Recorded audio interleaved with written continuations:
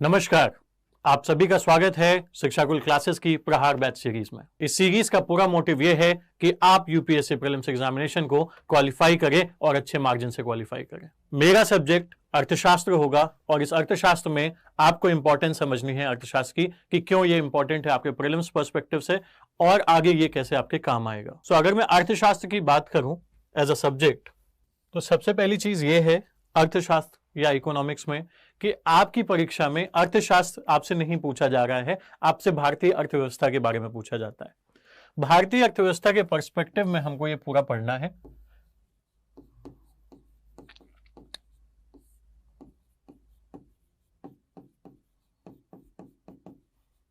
लेकिन भारतीय अर्थव्यवस्था को समझने के लिए हमें सबसे पहले यह समझना पड़ता है कि अर्थशास्त्र क्या होता है, इसकी क्या भूमिका है भारतीय अर्थव्यवस्था में और किस तरीके से अर्थशास्त्र की जो नीतियां हैं, जो थ्योरीज हैं, वो यहां पर हम इस्तेमाल करते हैं। ये जो पूरा पर्सपेक्टिव है ये आपके लिए इंपॉर्टेंट है दो पॉइंट ऑफ व्यू से। पहला पॉइंट ऑफ व्यू आपका प्रीलिम्स एग्जामिनेशन है, जहां पे आप 10 से 15 सवाल ऐसे देखेंगे जो कि भारतीय अर्थव्यवस्था से या करंट अफेयर्स में भारतीय अर्थव्यवस्था के सेगमेंट से पूछे जा रहे हैं। उसके अलावा मेंस एग्जामिनेशन में एक बड़ा पोर्शन आपका भारतीय अर्थव्यवस्था से आता ही है, ये हम सबको पता है। लेकिन प्रहार बैच की सीरीज में हमारा ज्यादा फोकस होगा प्रीलिम्स पर्सपेक्टिव पे। जो 10 से 15 क्वेश्चंस इस सेगमेंट से आ रहे हैं हर वर्ष, उस सेगमेंट को हमें कवर अप करना है ताकि हमसे कोई गलती ना हो। अब क्वेश्चन ये आता है यहां पर कि किस परिप्रेक्ष्य में आपसे सवाल पूछा जा रहा है भारतीय अर्थव्यवस्था में। सो वो परिप्रेक्ष्य की अगर हम बात करें तो 3 प्रकार से आप उसको विभाजित कर सकते हैं। एक तो आपसे तथ्यात्मक पूछी जा रही है जानकारी, मतलब फैक्ट बेस्ड पूछी जा रही है। दूसरी जानकारी आपसे किसी डेफिनेशन के बारे में पूछ ली जा रही है या फुल फॉर्म के बारे में पूछ ली जा रही है। और तीसरी जानकारी है जब आपको कोई स्टेटमेंट बेस्ड क्वेश्चन दिया जाए और उस स्टेटमेंट बेस्ड क्वेश्चन में कुछ ऐसी स्टेटमेंट हो जिसपे आप प्रारूप ऑब्जेक्टिवली नहीं सोच सकते, आपको थोड़ा सब्जेक्टिव होकर सोचना पड़ेगा। अब कॉन्टेक्स्ट यहां पर यह है कि ये जो 10 से 15 सवाल हैं ये ज्यादातर छात्रों को कठिन क्यों लगते हैं। कठिन इसलिए लगते हैं कि हम भारतीय अर्थव्यवस्था के उस परिप्रेक्ष्य को तो पढ़ लेते हैं जो हमें आसान लगता है, लेकिन जिस परिप्रेक्ष्य की परिकल्पना अर्थशास्त्र से शुरू होती है वहां पर हमारा दिमाग नहीं चलता है और उसी को हम छोड़ देते हैं क्योंकि हमें वो शुरुआत में टफ लगता है। तो ये जो पहली क्लास होगी इस प्रहार बैच के इकोनॉमिक्स के सेगमेंट में, वहां पर मैं आपकी अर्थव्यवस्था से पहले अर्थशास्त्र के बेसिक कॉन्सेप्ट्स को सुदृढ़ करने की पूरी कोशिश करूंगा। इस पूरे सेगमेंट को आपको इस तरीके से समझना होगा कि आपके लिए इसका यूटिलाइजेशन कितना इंपॉर्टेंट है और किस प्रकार आप इसको भलीभांति परिचित होकर के इसका बेनिफिट ले सकते हैं अपने परीक्षा में। तो let's start with economics today.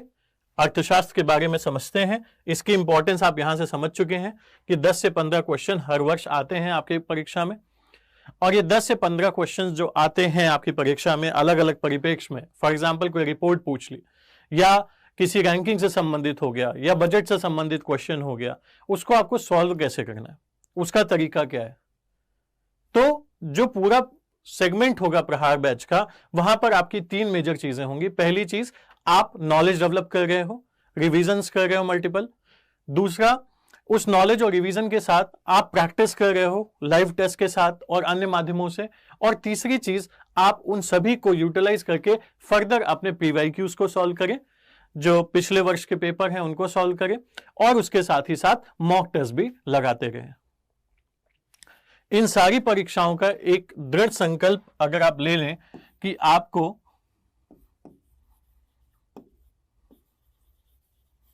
Knowledge plus execution, इन दोनों को समझना है और इसी के बिहाफ पे क्वेश्चन सॉल्व करने हैं, तो आपको कोई नहीं रोक सकता इस एग्जामिनेशन को क्वालिफाई करने से।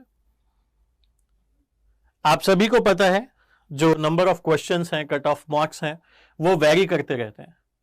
उस कट ऑफ मार्क में ये 10 से 15 क्वेश्चन अगर आपने सही कर लिए जो कि लार्जली आसान होते हैं, तो वो आपके लिए काफी बेटर साबित होंगे। इन सारे परिप्रेक्ष्य को समझते हुए आपको ये सारे सेगमेंट को कवर करना है मेरे साथ, मेरी क्लासेस में। और डेफिनेटली हम बहुत अच्छा करेंगे, क्योंकि मुझे पूरा विश्वास है कि मैं अपना बेस्ट डिलीवर करूंगा।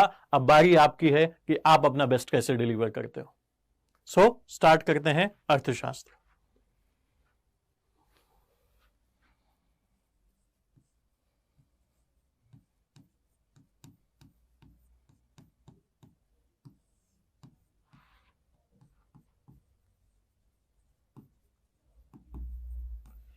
अगर प्राचीन उसमें चले तो ये जो अर्थशास्त्र है, जिसको इंग्लिश में इकोनॉमिक्स कहते हैं, ये इकोनॉमिक्स आया वर्ड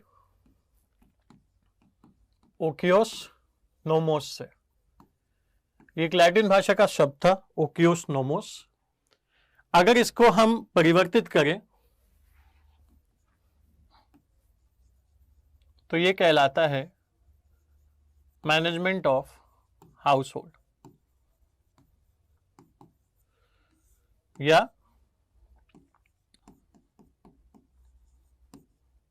हम ये भी कह सकते हैं इसको घर का प्रबंधन। अब ये जो घर टर्म मैंने यहां पे यूज किया है, ये इसलिए किया है कि हाउस होल्ड से चित परिचित टर्म घर है। अब ये घर आपका घर हो सकता है, ये घर राज्य भी हो सकता है, ये घर देश भी हो सकता है, और ये घर पूरा विश्व भी हो सकता है। तो यहां पर जो प्रबंधन का कार्य है, किसके प्रबंधन का? वित्तीय प्रबंधन का। आज के सिनेरियो में वित्तीय प्रबंधन का, रिसोर्सेज के प्रबंधन का, वही क्या है? इकोनॉमिक्स है। ये तो वो पुरानी डेफिनेशन हो गई जो एंशिएंट टाइम से चली आ रही थी। इसी में एक बहुत बेसिक सा टर्म है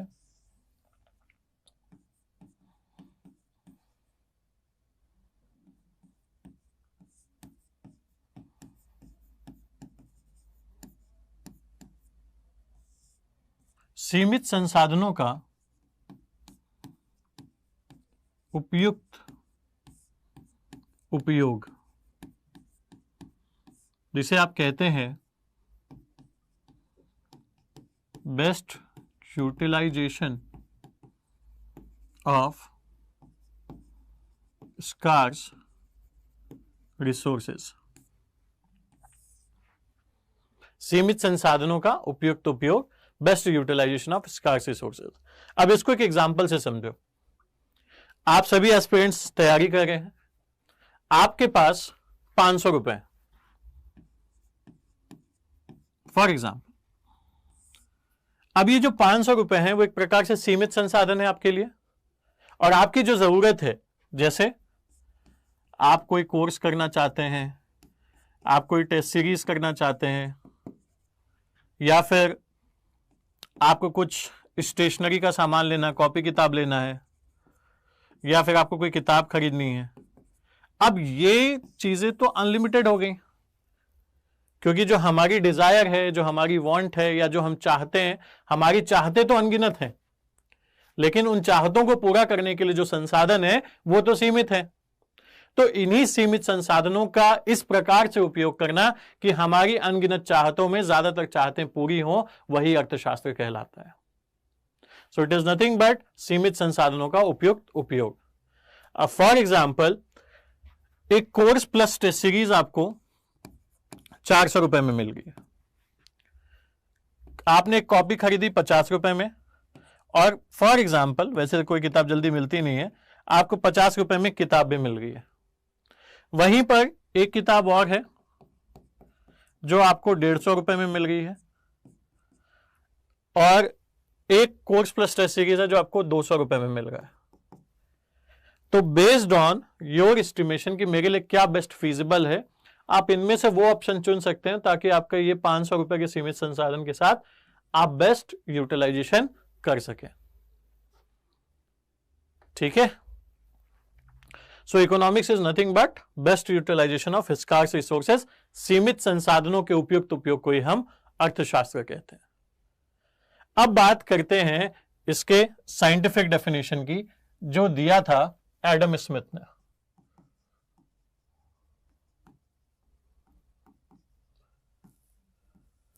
एडम स्मिथ अर्थशास्त्र के जनक भी कहे जाते हैं, फादर ऑफ इकोनॉमिक्स भी कहे जाते हैं। बेसिकली जो एडम स्मिथ थे, ये बात करते थे पूंजीवाद की।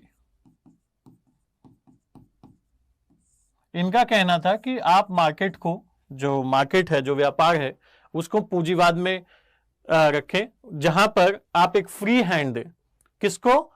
जो पूंजीपति हैं उनको, ताकि वो अपने सेल्फ इंटरेस्ट में, मतलब खुद के लिए अच्छे से अच्छा उसका इस्तेमाल कर सके। सो पूंजीवादी सोच कहां से आई? एडम स्मिथ से। और अर्थशास्त्र के जनक किसको कहा गया? एडम स्मिथ को। अब इन्होंने डेफिनेशन क्या दी वो भी आपको पता होना चाहिए। इन्होंने कहा कि अर्थशास्त्र विज्ञान की वह शाखा है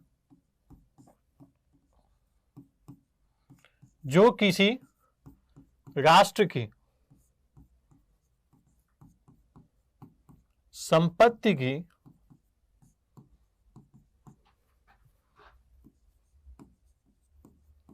प्रकृति एवं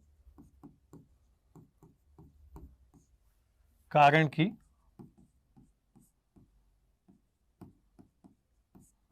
जांच करता है। तो अर्थशास्त्र विज्ञान की वह शाखा है जो किसी राष्ट्र की संपत्ति की प्रकृति एवं कारण की जांच करता है। प्रकृति मतलब हो गया नेचर। अब नेचर का मतलब मदर नेचर नहीं, नेचर का मतलब किस किस प्रकार की संपत्तियां अर्जित की हैं। जैसे कि अगर मैं किसी एक पर्टिकुलर इंसान की बात करूं, तो फॉर एग्जांपल किसी के पास घर होगा, किसी के पास गाड़ी होगी, किसी के पास दुकान होगी। तो ये क्या है?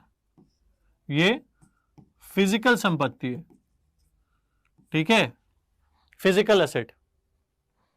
वहीं पर किसी के पास कैश पड़ा है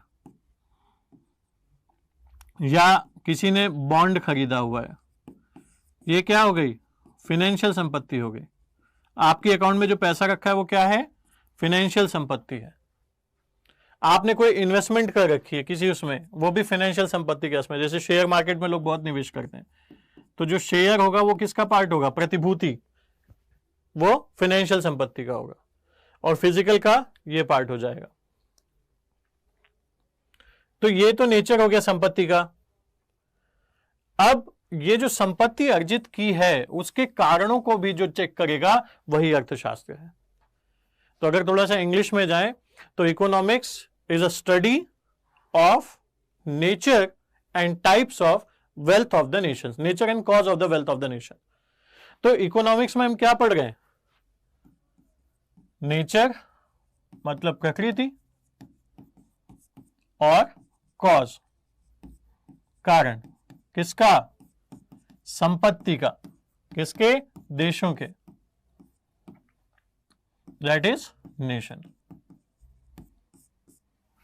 अब जब तक ये ना पता हो आपको कि कोई चीज आप जो पढ़ गए हो उसका क्या बेनिफिट है, क्या फर्दर वो है, तो आपको चीज उतनी समझ में नहीं आएगी।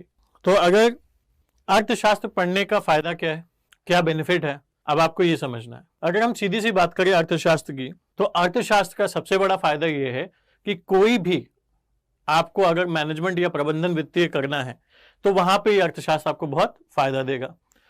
आपको कोई निवेश करना है तो वहां पर आपको अर्थशास्त्र की नॉलेज बहुत फायदा देगी। और सरकारों के लिए अर्थशास्त्र सबसे ज्यादा जरूरी ये इसलिए है क्योंकि उनके संसाधन तो बहुत सीमित हैं और उन्हें कार्य बहुत सारे करने हैं। तो यहां पे अर्थशास्त्र की इंपॉर्टेंस बढ़ जाती है और इसीलिए आपके पेपर में आप अर्थशास्त्र के क्वेश्चंस भी देखते हो। तो इकोनॉमिक्स क्या है या अर्थशास्त्र क्या है?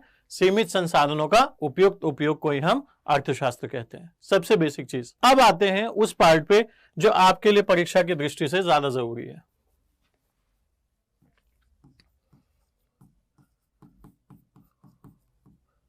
अब अगर हम अर्थशास्त्र को विभाजित करें तो एक को हम कहते हैं समष्टि अर्थशास्त्र, जिसको हम माइक्रो इकोनॉमिक्स कहते हैं इंग्लिश में। देखो एक चीज याद रखना, अर्थशास्त्र के विषय में थोड़े इंग्लिश टर्म्स आपके लिए ज्यादा जरूरी है क्योंकि कई बार आप हिंदी के टर्म्स को उतना अच्छे से ना समझ के इंग्लिश के टर्म में ज्यादा अच्छा आंसर को पकड़ सकते हैं। तो इसीलिए मैं दोनों लैंग्वेजेस में आपके लिए लिख रहा हूं।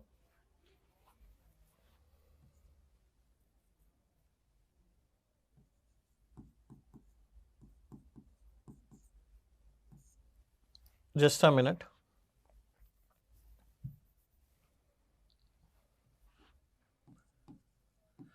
माइक्रो को हम व्यष्टि कहते हैं या सूक्ष्म कहते हैं, और मैक्रो को हम समष्टि कहते हैं या वृहद अर्थशास्त्र भी कहते हैं कई लोग।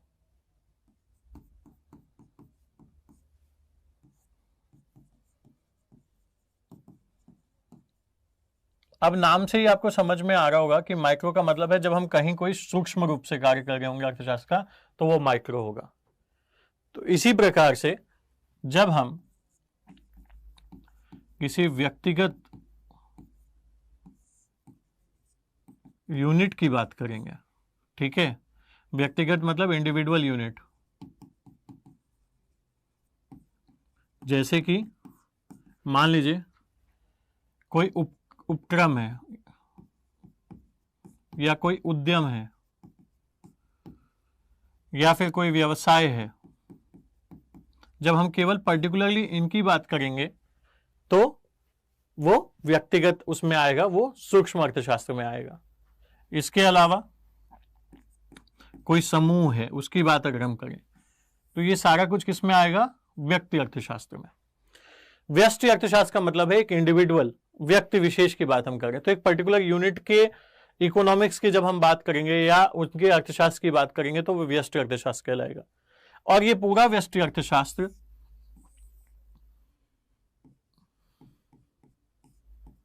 मांग और आपूर्ति के नियम पे काम करता है, that is demand and supply.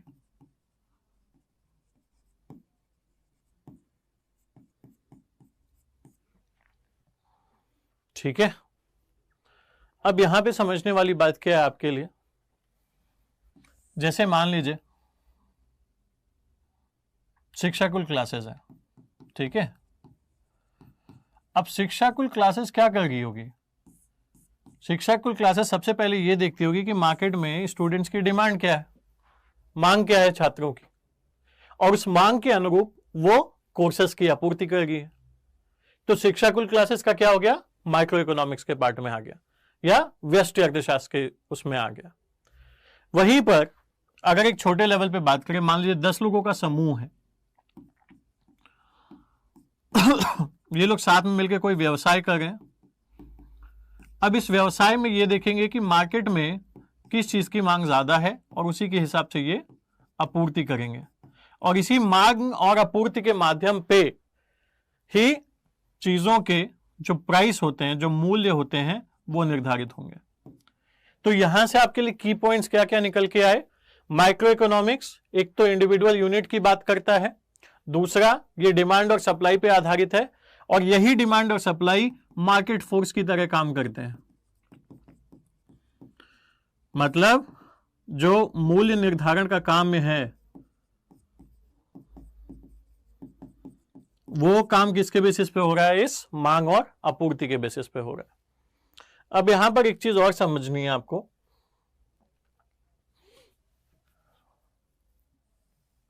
इस व्यष्टि अर्थशास्त्र के माध्यम में ही ये तो चीजें आप समझ गए। जो डिमांड है या जो मांग है वो क्या है? ये किसी भी पर्टिकुलर वस्तु की जो आम मांग है, जैसे मान लीजिए कोई वस्तु है जिसको 10 लोग हैं वो 15 रुपए में खरीदने के लिए इच्छुक हैं, ऐसे ही 15 लोग और हैं जो 20 रुपए में खरीदने के इच्छुक हैं, तो वो उस वस्तु की मांग को दिखाता है। उसी प्रकार से अगर कोई वस्तु है उसको एक पर्टिकुलर प्राइस पे या एक किसी प्राइस पे, फॉर एग्जांपल मान लीजिए 10 रुपए पे कई सारे आपूर्तिकर्ता, मतलब जो प्रोड्यूसर हैं, जो उत्पादक हैं, वो प्रदान करने के लिए तैयार है, वो देने के लिए तैयार है। या कुछ ऐसे भी हैं जो कह रहे नहीं हम तो 20 रुपए में ही इसको बेचेंगे, तो वो क्या है? आपूर्ति है। तो मांग और आपूर्ति इस तरीके से एक दूसरे से जुड़े हुए हैं कि वो मूल्य के निर्धारण में बहुत इंपॉर्टेंट रोल प्ले करते हैं। अब यहां पर कुछ की पॉइंट आएंगे आपके लिए। पहला की पॉइंट आएगा, यदि मांग ज्यादा है, अगर मांग ज्यादा है तो क्या होगा? कीमत या मूल्य वो भी बढ़ेगी ही बढ़ेगी। ठीक है, कुछ एक्सेप्शंस भी होते हैं। एक्सेप्शंस क्या होंगे? जैसे कुछ कमोडिटी है, उसकी भी मांग कभी घटती है कभी बढ़ती है, लेकिन उससे मूल्य पे कोई फर्क नहीं पड़ता है, तो वो भी एक वो नेसेसरी गुड्स में आ जाएंगे।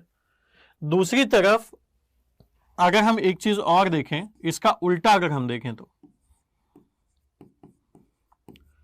कीमत अगर बढ़ेगी तो क्या होगा? तो क्या मांग भी बढ़ेगी? नहीं। अगर कीमत बढ़ेगी किसी भी कमोडिटी या वस्तु की तो मांग क्या होगी? उसकी कम होगी। जैसे कि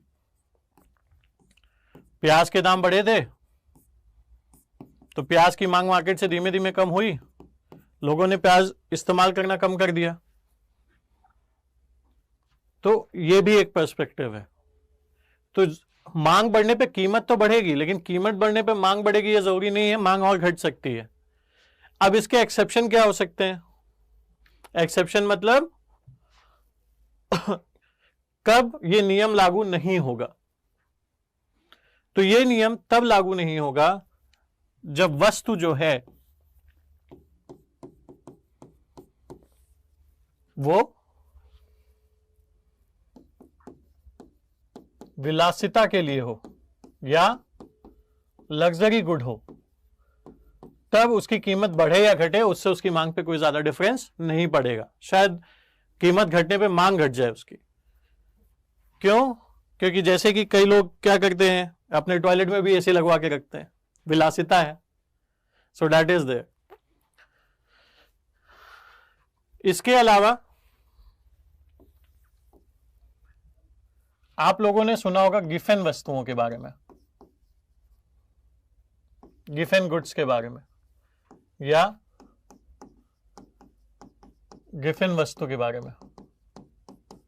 इसको आप कह सकते हैं हिंदी में सस्ता सामान।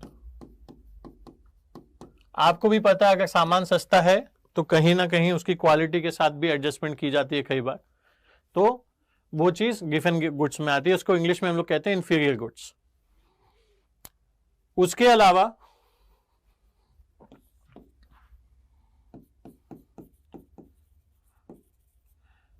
नेसेसरी आवश्यक वस्तुएं होती हैं, जैसे जीवन रक्षक दवाइयां, तो उनकी कीमत भले बढ़ गई लेकिन उनकी मांग नहीं घटेगी।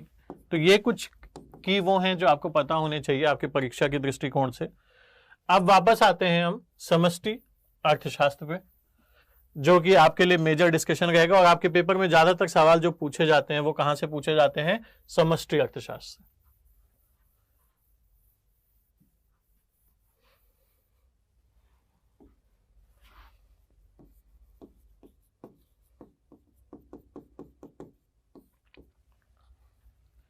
जब भी हम किसी देश, किसी बड़े समूह या विश्व के लेवल पे बात करेंगे अर्थशास्त्र की, तो वो होगा मैक्रो इकोनॉमिक्स या समष्टि अर्थशास्त्र। स्पेशली हम देश के लेवल पे बात करते हैं टू एन एक्सटेंट, और यहां पर जैसे देश का बजट हो गया, देश में महंगाई हो गई, राष्ट्रीय आय हो गई देश की, इन सब पर जब परिचर्चा होगी तो वो परिचर्चा किसके अंतर्गत आएगी? समष्टि अर्थशास्त्र के अंतर्गत आएगी। क्योंकि समष्टि अर्थशास्त्र अर्थव्यवस्था के व्यवहार की बात करता है।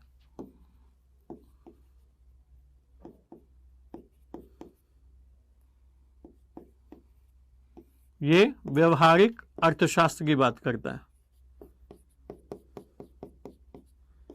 और यही व्यवहारिक अर्थशास्त्र आपकी अर्थव्यवस्था कहलाता है। क्या कहलाता है? अर्थव्यवस्था कहलाता है। अब कॉन्सेप्ट बिल्डअप हो रहा है आपका धीमे धीमे, और इसी कॉन्सेप्ट के बेसिस पर आप क्वेश्चन भी सॉल्व करोगे आसानी से। तो ये किसकी बात करता है? व्यवहारिक अर्थशास्त्र की बात करता है। महंगाई की हो गई, राष्ट्रीय आय की हो गई, जीडीपी की हो गई, या आर्थिक समृद्धि भी ले सकते हैं आप।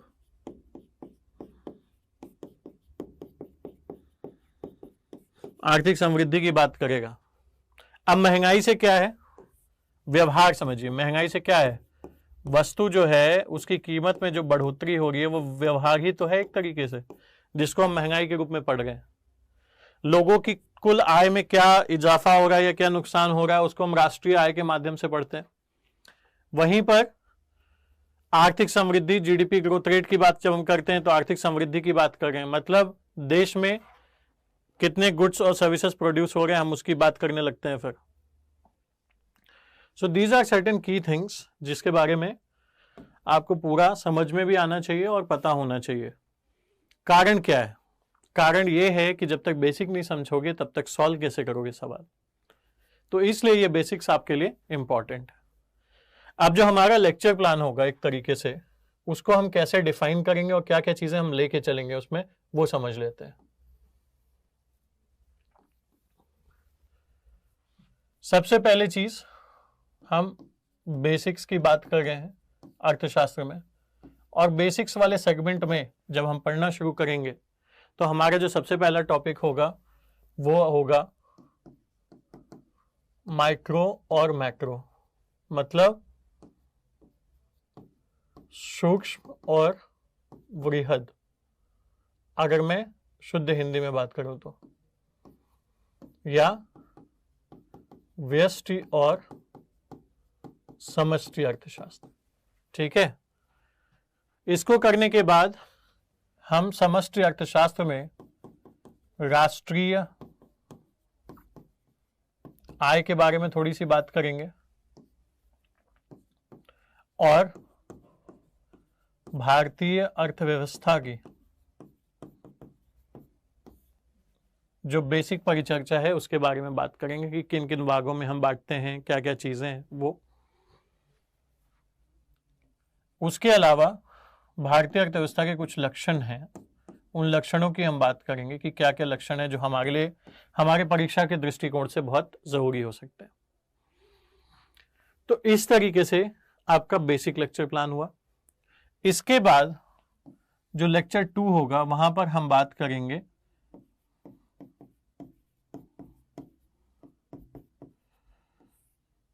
राजकोषीय नीति की, इसके बारे में थोड़ा सा बात कर लेंगे। और इसके साथ जब आपका बजट आएगा, जैसे यूपी का बजट आएगा, अंतरिम बजट में कुछ प्रावधान होंगे, उसके बारे में थोड़ी सी बात आगे कर लेंगे कि कैसे हमें बजट को देखना है अपने परीक्षा की दृष्टि से। इस राजकोषीय नीति के बाद हम थोड़ी सी बात करेंगे मौद्रिक नीति की, और अगर आप सवाल देखेंगे तो ये वही सारे चैप्टर्स हैं जहां से आपके पास सवाल आ रहे हैं। इसमें हम आरबीआई की बात करेंगे, हम मौद्रिक नीति की बात करेंगे, और हम कुछ उन समितियों की बात करेंगे जिनका मौद्रिक नीति से लेना देना है। ये करने के बाद हम आएंगे, थोड़ी सी बात हम करेंगे वित्तीय बाजार की, क्योंकि वित्तीय बाजार बहुत ज्यादा समाचार में रहा है, इसलिए वित्तीय बाजार हमारे लिए जरूरी है। वित्तीय बाजार के बाद हम बैंकिंग की बात करेंगे,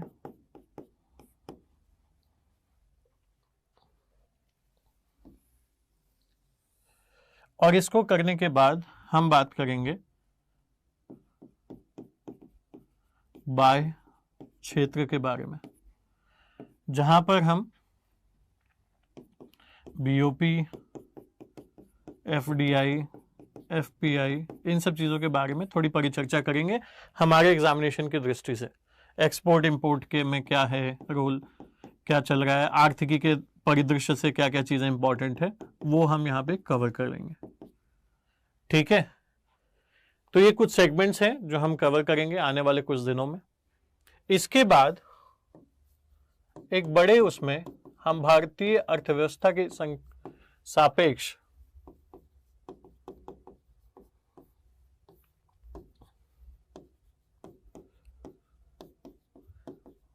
मानव विकास,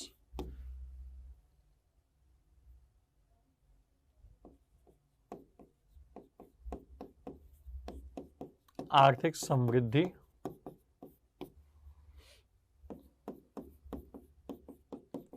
गरीबी,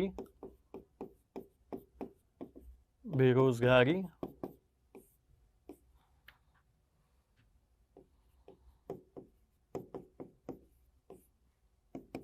आर्थिक से लेकर के जो भी योजनाएं होंगी सरकार की, जो परीक्षा की दृष्टि से इंपॉर्टेंट होंगी, ये सब कुछ यहाँ पे कवर करेंगे। इसके अलावा कृषि, उद्योग और सेवा क्षेत्र से संबंधित डिस्कशन भी हम यहाँ पे कंप्लीट करेंगे। तो ये पूरा सेगमेंट हमें कवर करना है अपने प्रहार बैच की सीरीज में, और इसमें हम थोड़ा तेजी से चलते हुए सब कुछ कवर करेंगे। अभी हमने जो बात की वो हमने थोड़ी सी माइक्रो और मैक्रो की बात की, जितना आपकी परीक्षा की दृष्टि से इंपॉर्टेंट था वो मैंने आपको बता दिया। अब थोड़ा सा आगे बढ़ेंगे उसमें।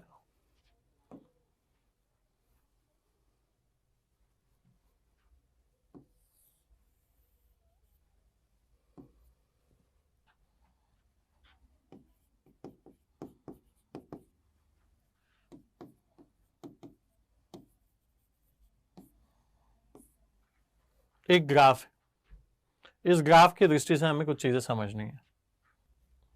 ये ग्राफ आपके लिए इंपॉर्टेंट है परीक्षा की दृष्टि से भी, क्योंकि आपसे सवाल इस पे पूछे जा रहे हैं। इसको प्रॉपर समझाते हैं। पहले हम केवल एक उदाहरण लेते हैं, उससे आपको ज़्यादा बेटर समझ में आएगा। ठीक है, पहले will take the first example that will make you better understand the situation, and post that हम अगले उस पर बढ़ेंगे। तो सबसे पहले डिमांड को समझते हैं, एग्रीगेट डिमांड।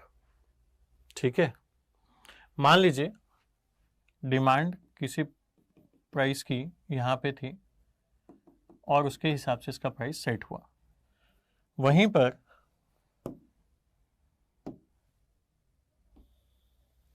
एग्रीगेट सप्लाई की अगर हम बात करें तो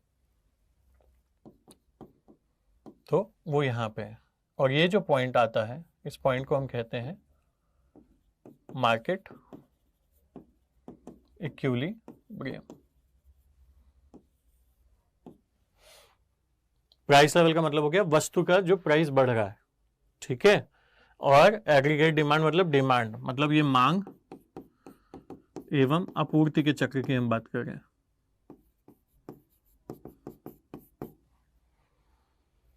इस सेगमेंट को समझिएगा पूरा। मार्केट इक्विलिब्रियम का मतलब हो गया कि जिस प्राइस पे डिमांड और सप्लाई बराबर हो जाए उसको हम मार्केट इक्विलिब्रियम कहते हैं, जहां पर demand is equal to supply.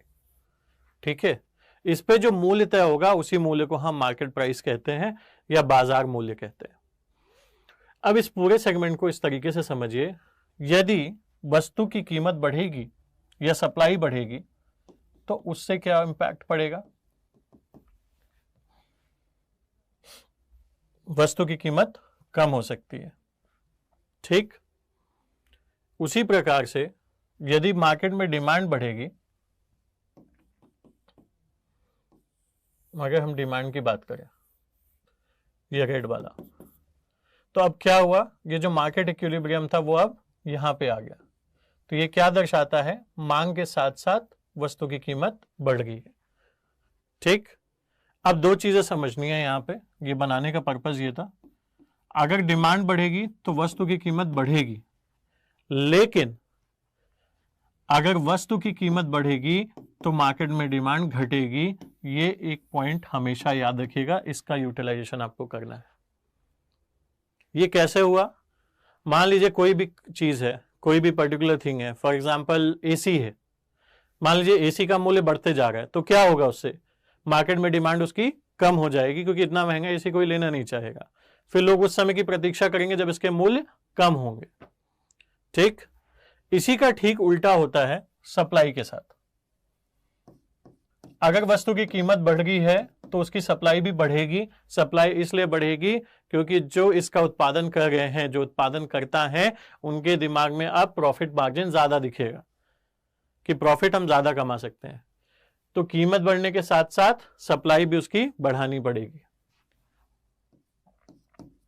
उसी के साथ साथ अगर किसी वस्तु की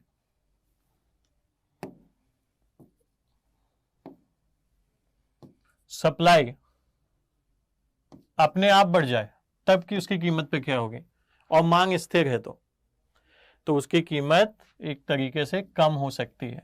जैसे कि मान लीजिए डिमांड केवल 100 यूनिट की थी, ठीक है, अब मार्केट में 110 यूनिट अवेलेबल है सप्लाई में, तो क्या होगा, उस वस्तु की कीमत घट जाएगी क्योंकि डिमांड से 10 ज्यादा उपलब्ध है। तो इसी प्रकार से सप्लाई और उसके उसमें है कि प्राइस बढ़ेगा तो सप्लाई तो बढ़ेगी, लेकिन सप्लाई बढ़ने पे प्राइस बढ़ेगा ये जरूरी नहीं है। तो ये डिफरेंस आपको याद रखना है। एक लॉ होता है सीसॉ लॉ,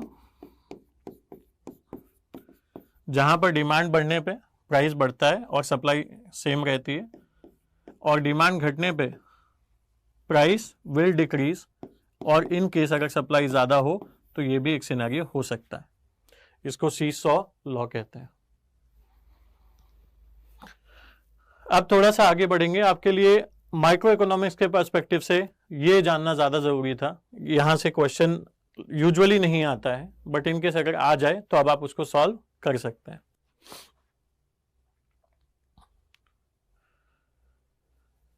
अब यहां पर हम दो चीजों की बात कर रहे थे, तो आप वो भी समझ लें, गुड्स एंड सर्विसेज, वस्तु एवं सेवाएं, वस्तुएं एवं सेवाएं। अब ये जो वस्तुएं होती हैं इनको हम दो तरीके से लार्जली बांटते हैं। एक होती हैं उपभोक्ता वस्तुएं, जिसको आप कंज्यूमर गुड्स भी कहते हैं, और एक होती हैं पूंजी वस्तुएं, जिनको आप कैपिटल गुड्स भी कहते हैं। अब जो ये उपभोक्ता वस्तुएं हैं, जो भी वस्तु का आप उपभोग कर रहे हैं, इवन आपका लैपटॉप हो गया, आपका मोबाइल फोन हो गया, ये सब क्या है, कंज्यूमर गुड्स है। आपकी खाने पीने की चीजें क्या हो गई, कंज्यूमर गुड्स। अब ये कंज्यूमर गुड्स दो प्रकार के होते हैं, एक कहलाता है ड्यूरेबल और दूसरा कहलाता है नॉन ड्यूरेबल।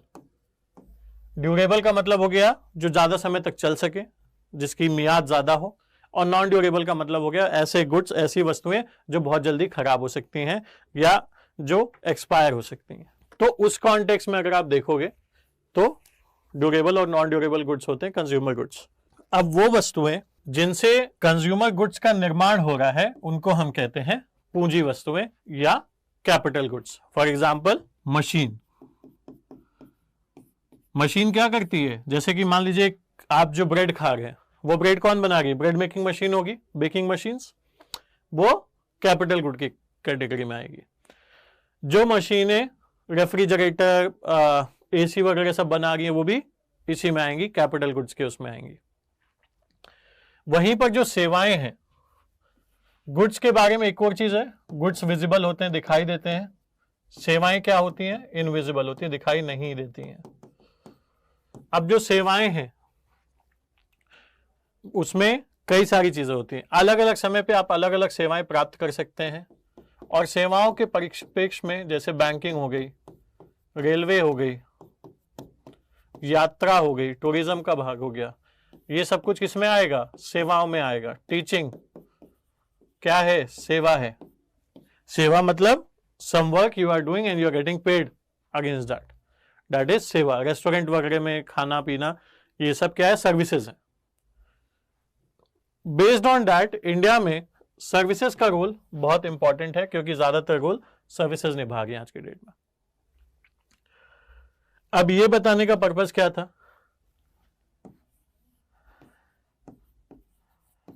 एक गुड्स कहलाता है वेबलन गुड्स, एक गुड्स कहलाता है गिफन गुड्स,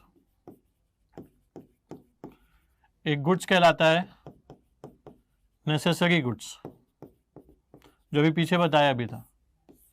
वेबलन गुड्स का मतलब हो गया लग्जरी आइटम रहेगा उसमें, मतलब विलासिता वाली वस्तुएं।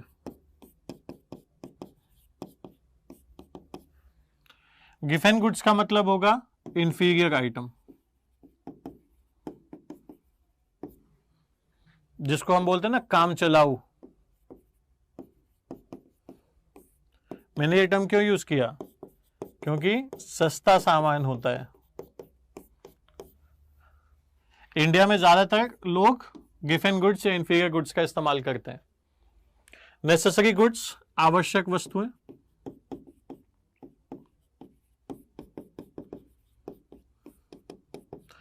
जैसे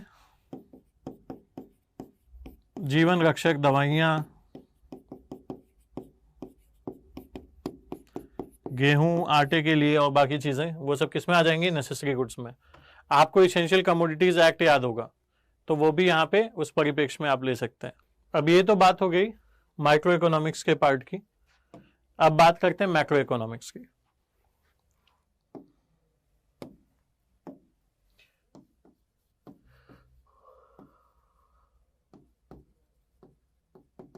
अब जब हम मैक्रो इकोनॉमिक्स की बात कर रहे हैं, जिसको हम समष्टि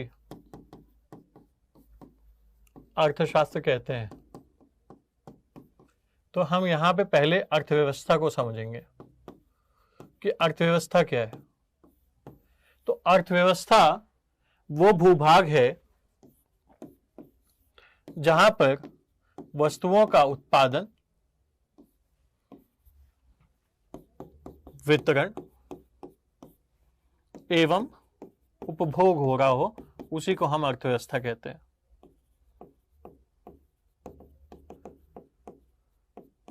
अब ये अर्थव्यवस्था आपके घर की भी अर्थव्यवस्था हो सकती है। जैसे कि आपका घर एक भूभाग है, उस भूभाग पे वस्तुओं और सेवाओं का उत्पादन हो रहा है। अब वस्तुओं और सेवाओं का उत्पादन कैसे हो रहा है? मान लीजिए आपके पिताजी हैं, पिताजी की कुछ आय है, वो कोई कार्य कर रहे हैं, सेवाओं का उत्पादन कर रहे हैं, उससे उनको एक आय मिल गई है। आपकी माताजी हैं, माताजी मान लीजिए हाउस मेकर हैं, जो घर को बना रही हैं। सो उनका काम क्या है? वो आपकी देखभाल कर रही हैं, केयर कर रही हैं, आपके लिए खाना पका रही हैं या बाकी चीजें कर रही। तो यहाँ पे क्या हो रहा है? वस्तु का उत्पादन एक तरीके से हो रहा है, या वस्तु के माध्यम से उत्पादन हो रहा है। वहीं पे आप हैं, आप क्या कर रहे हैं? परीक्षार्थी हैं, आप अपनी परीक्षा की तैयारी कर रहे हैं। ठीक है, तो ये परिवार में मान लीजिए एक परिवार में अगर 5 लोग हैं, तो इन 5 लोगों में सेवा का एक तरीके से माता और पिताजी कर रहे हैं उत्पादन। अब इस उत्पादन का वितरण जो है वो केवल माताजी पिताजी तक सीमित तो है नहीं, ये वितरण 5 लोगों में हो रहा है। अब इन 5 लोगों में सब लोग आएंगे, यहां पर जो आय है उसका भी वितरण हो रहा है, और जो खाना उत्पादित हुआ है उसका भी वितरण हो रहा है, और उपभोग इसका कौन कर रहे हैं? आप 5 लोग कर रहे हैं। तो किसी भी अर्थव्यवस्था में यदि उत्पादन, वितरण और उपभोग हो रहा हो तो वो अर्थव्यवस्था कहलाती है, किसी भी भूभाग में। अब अर्थव्यवस्था को समझने के लिए एक साइकिल को समझना पड़ेगा। वो साइकिल है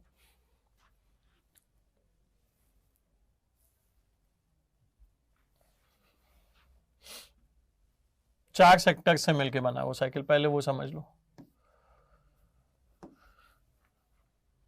ताकि आपको सारी पिक्चर क्लियर है। अब किसी भी अर्थव्यवस्था के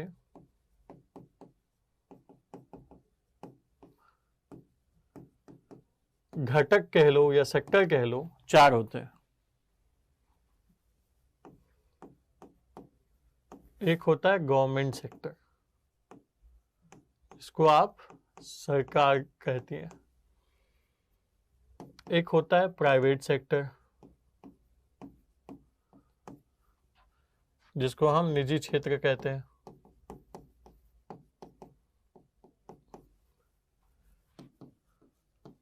तीसरे होते हैं हाउस होल्ड, जिसको हम आप कह लें परिवार के उसमें कह लें। और चौथा आता है बाह्य क्षेत्र। ये सारे क्षेत्र जो हैं अगर आप देखेंगे तो ये एक डोर से बंधे हुए हैं, और वो डोर है फाइनेंशियल सेक्टर। क्योंकि अर्थव्यवस्था में सबसे बड़ा रोल किसका है? अगर हम देखें तो वित्तीय क्षेत्र का है ना, एक प्रकार से वित्त की व्यवस्था करने के लिए। तो वित्तीय क्षेत्र का अपना इंपॉर्टेंस है, हाउस होल्ड की अपनी इंपॉर्टेंस है, प्राइवेट सेक्टर की अपनी इंपॉर्टेंस है, सरकार की अपनी इंपॉर्टेंस है, और एक्सटर्नल सेक्टर की अपनी इंपॉर्टेंस है। अब इन घटकों में अगर हम सरकार की बात करें तो सरकार का काम क्या है?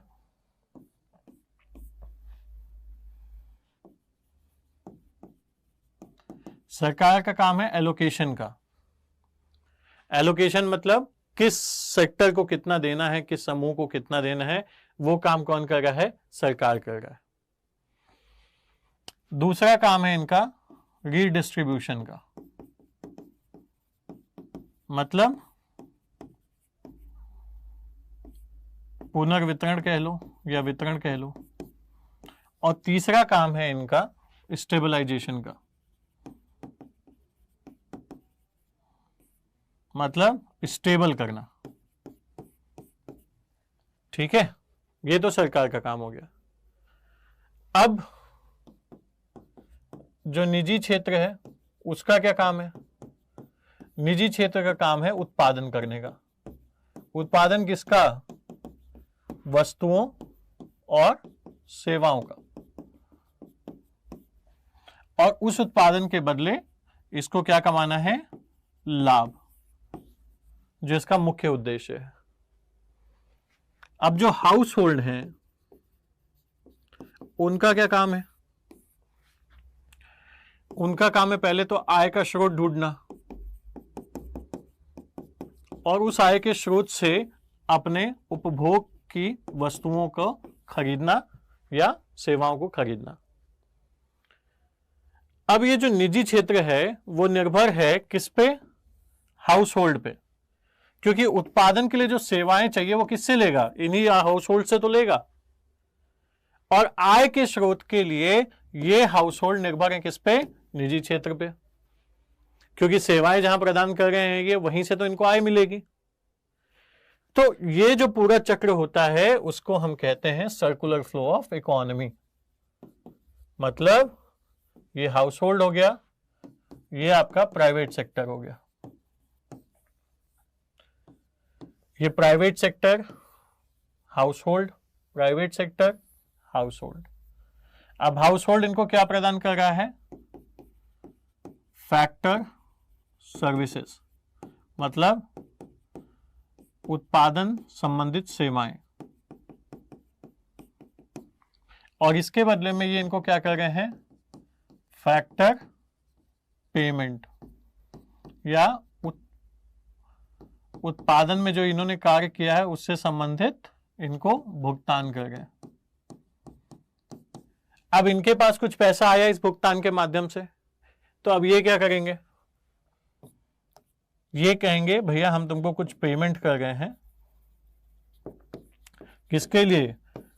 जो गुड्स एंड सर्विसेज तुमने बनाई है, और उसके बदले में ये गुड्स एंड सर्विसेज किसको प्रोवाइड कर रहे हैं? इस हाउस होल्ड को कर रहे हैं।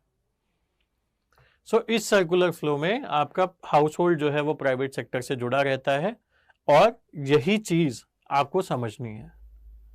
अब प्राइवेट सेक्टर क्यों जरूरी है? क्योंकि जिन वस्तुओं का उत्पादन हो रहा है उनके लिए रिस्क लेने के लिए हमारे पास प्राइवेट सेक्टर है, और उसके उत्पादन को और अच्छा करने के लिए प्राइवेट सेक्टर है। हाउस होल्ड इसलिए जरूरी है क्योंकि उस उत्पादन में वो सेवाएं दे रहा है। अब किस प्रकार की सेवाएं दे रहा है वो समझिए। एक चीज आपने पढ़ी होगी, फैक्टर ऑफ प्रोडक्शन। उत्पादन के कारक, फैक्टर्स। अब ये जो 4 कारक हैं, इसमें सबसे पहला तो भूमि है। भूमि का मतलब क्या है? जो प्राकृतिक संसाधन है, हम उन सब की बात कर रहे हैं। इसमें भूमि, जल, वनस्पतियां सब कुछ आएंगी। उसके बाद श्रम है, जिसको इंग्लिश में लेबर कहते हैं। उसके बाद क्रेडिट है, इन्वेस्टमेंट कह लें या वित्तीय व्यवस्था के लिए, जिसको हम क्रेडिट कहते हैं। और इन सभी पे रिस्क लेने के लिए हमारे पास है उद्यमी। या एंटरप्रेन्योर्स। तो ये 4 कारक होते हैं आपके फैक्टर ऑफ प्रोडक्शन के। इसमें जो शुरुआत के 2 कारक हैं, भूमि और श्रम, इसमें जो मुख्य रोल है वो किसका है? हाउस होल्ड का है। क्यों? क्योंकि वही तो रॉ मटेरियल प्रोवाइड कर रहे हैं। रॉ मटेरियल मतलब कच्चा माल प्रोवाइड कर रहे हैं। किसको? इस प्राइवेट सेक्टर को। सो उसके बदले उनको क्या मिलता है? उसके बदले उनको मिलता है रेंट, मतलब उनको आय जो हो रही है वो एक तरीके से उस पे हो रही है। इसके लिए उनको वेजेस मिलते हैं और क्रेडिट पे इंटरेस्ट मिलता है, और आपका एंटरप्रेन्योर अपना प्रॉफिट का सेगमेंट देखता है।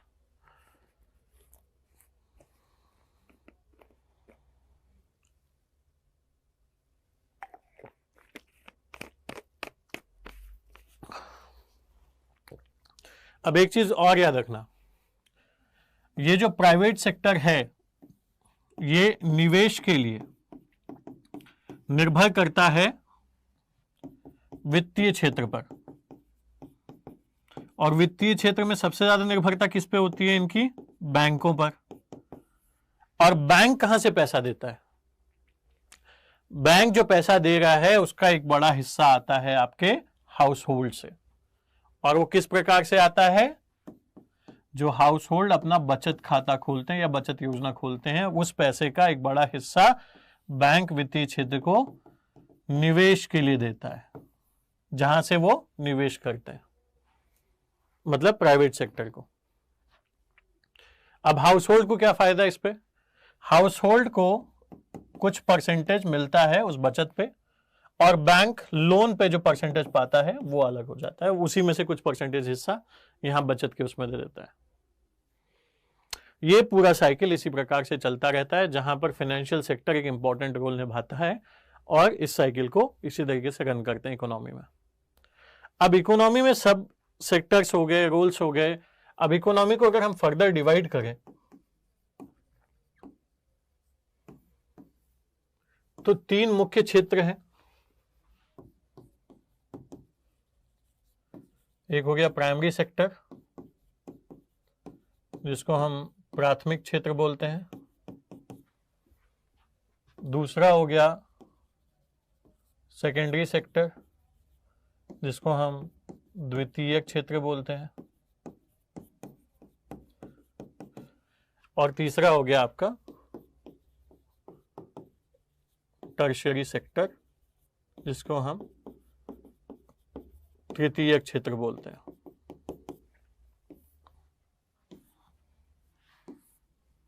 ये जो प्राथमिक क्षेत्र है इसका काम क्या है? कच्चा माल प्रोवाइड करना, किसको? द्वितीय क्षेत्र को। तो इसमें क्या क्या आ जाएंगी चीजें? कृषि हो गया, वानिकी हो गया, खनन हो गया। ये सारा आपका किसका हिस्सा हो जाएगा? प्राथमिक क्षेत्र का। वहीं पर द्वितीय क्षेत्र क्या करेगा? इस कच्चे माल से अंतिम वस्तु या सेवा का निर्माण करेगा। वस्तु का निर्माण बेसिकली ये करेगा, सेवा का तो निर्माण यहां से होगा तृतीय क्षेत्र से।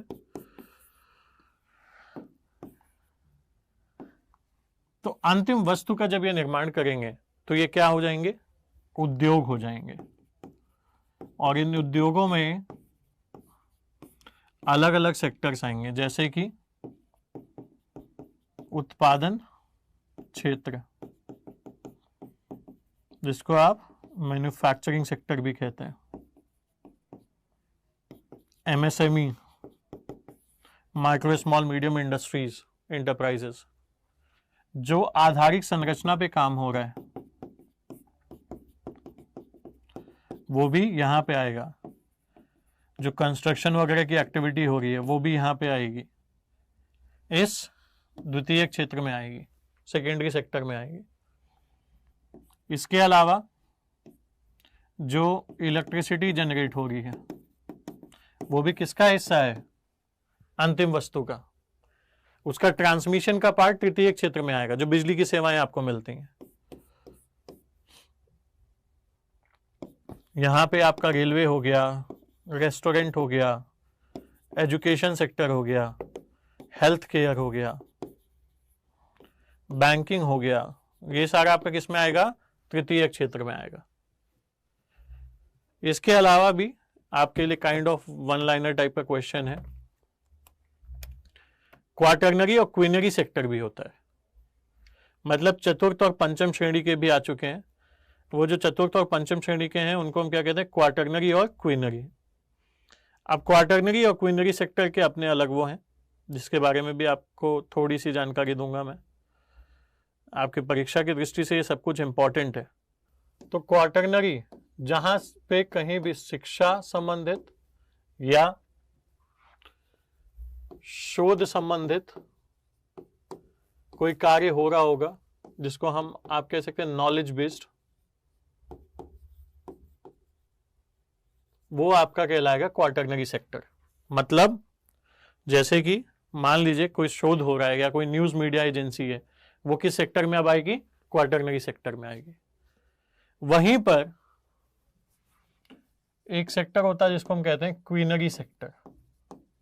अब क्वीनरी सेक्टर का मतलब क्या है? जो बिजनेस एग्जीक्यूटिव्स होते हैं, मान लो सीईओ वगैरह हो गए, एमडी वगैरह हो गए, ये सब लोग किस में आएंगे? ये बड़े लोग किस में आएंगे? क्वीनरी सेक्टर में आएंगे। लेकिन मेजरली कौन से 3 सेक्टर्स हैं? प्राइमरी, सेकेंडरी और टर्शियरी। अब अगला जो क्वेश्चन आना चाहिए आपके दिमाग में वो ये आना चाहिए कि जो प्राथमिक क्षेत्र है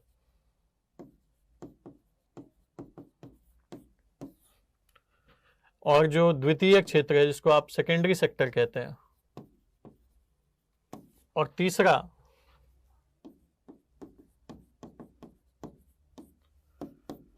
जो टर्शियरी सेक्टर है जिसको आप तृतीय क्षेत्र कहते हैं, इनमें क्या क्या डिफरेंस है और ये किस प्रकार से कार्य करेंगे। अब इन सारे सेगमेंट्स को समझने के लिए हमें यह देखना पड़ेगा कि किस सेक्टर की ज्यादा इंपॉर्टेंस है और किस सेक्टर में ज्यादा फैक्टर्स अवेलेबल है।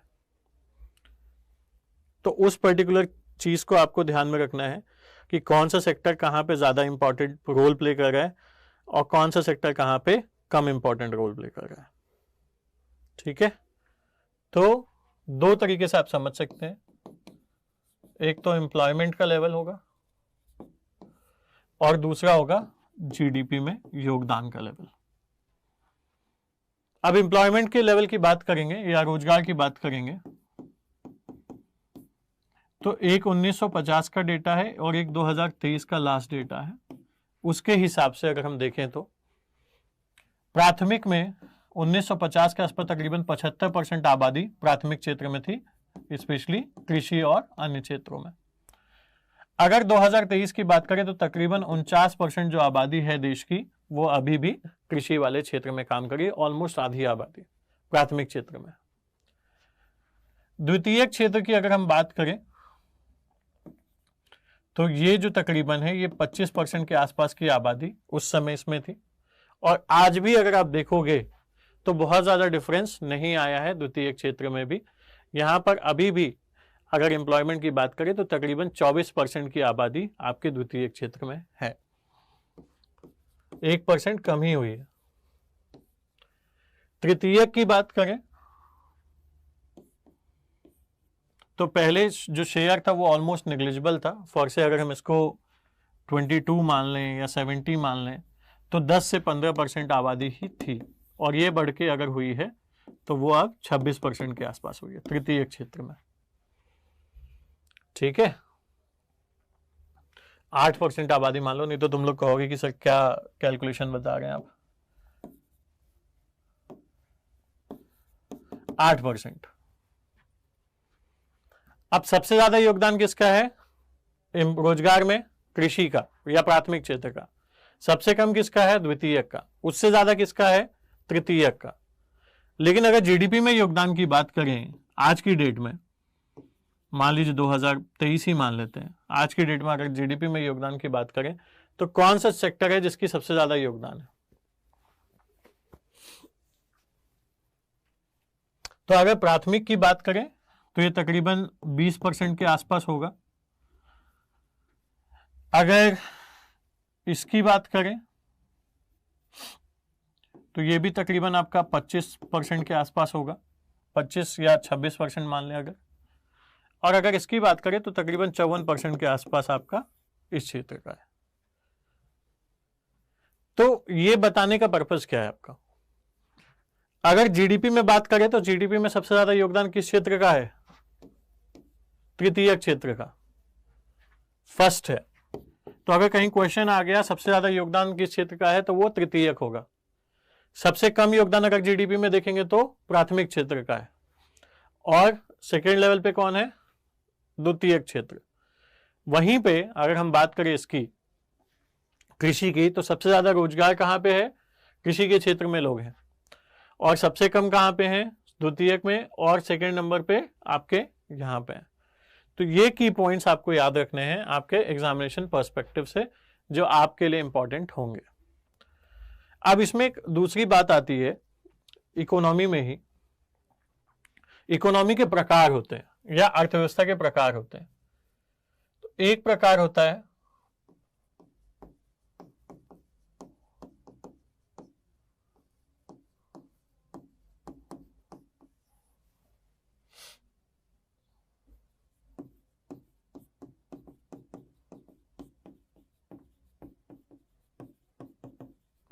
पूंजीवादी अर्थव्यवस्था,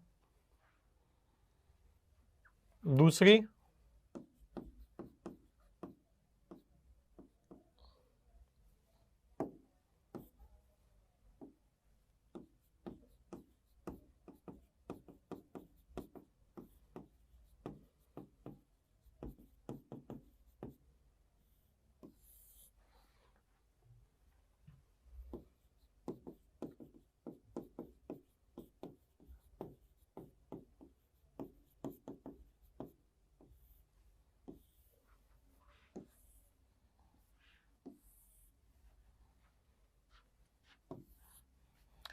पूंजीवादी को हम कहते हैं कैपिटलिस्ट,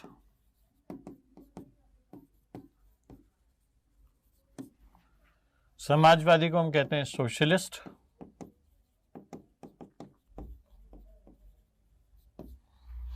और मिश्रित को हम कहते हैं मिक्स्ड।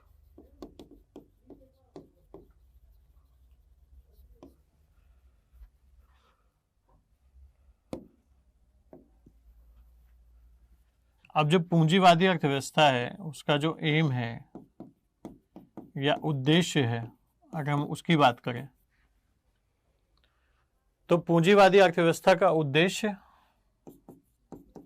लाभ कमाना है, प्रॉफिट मेकिंग है। ठीक है।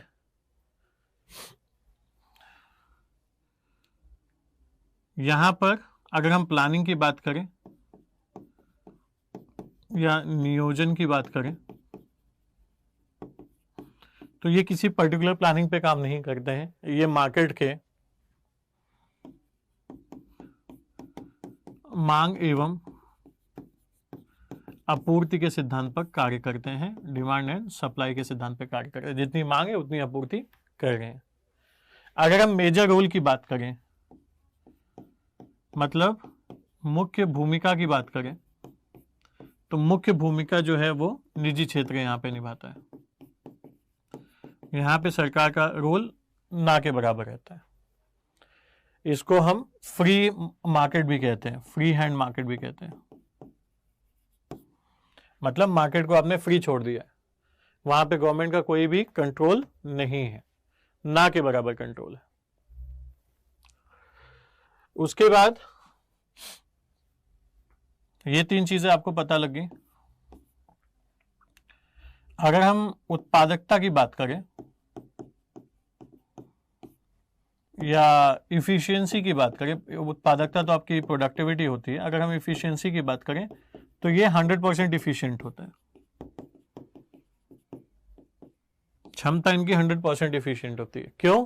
क्योंकि मांग और आपूर्ति के सिद्धांत पे काम करते हैं, जितनी मांग है उतनी आपूर्ति करें। ठीक है। दूसरी तरफ सोशलिस्ट इकोनॉमी का उद्देश्य जो है वो होता है वेलफेयर, जिसको आप जन कल्याण भी कहते हैं। ठीक है,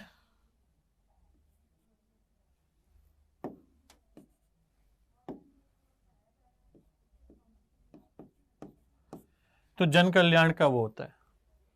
यहां पे जो नियोजन होता है उसको हम कहते हैं इंपरेटिव प्लानिंग।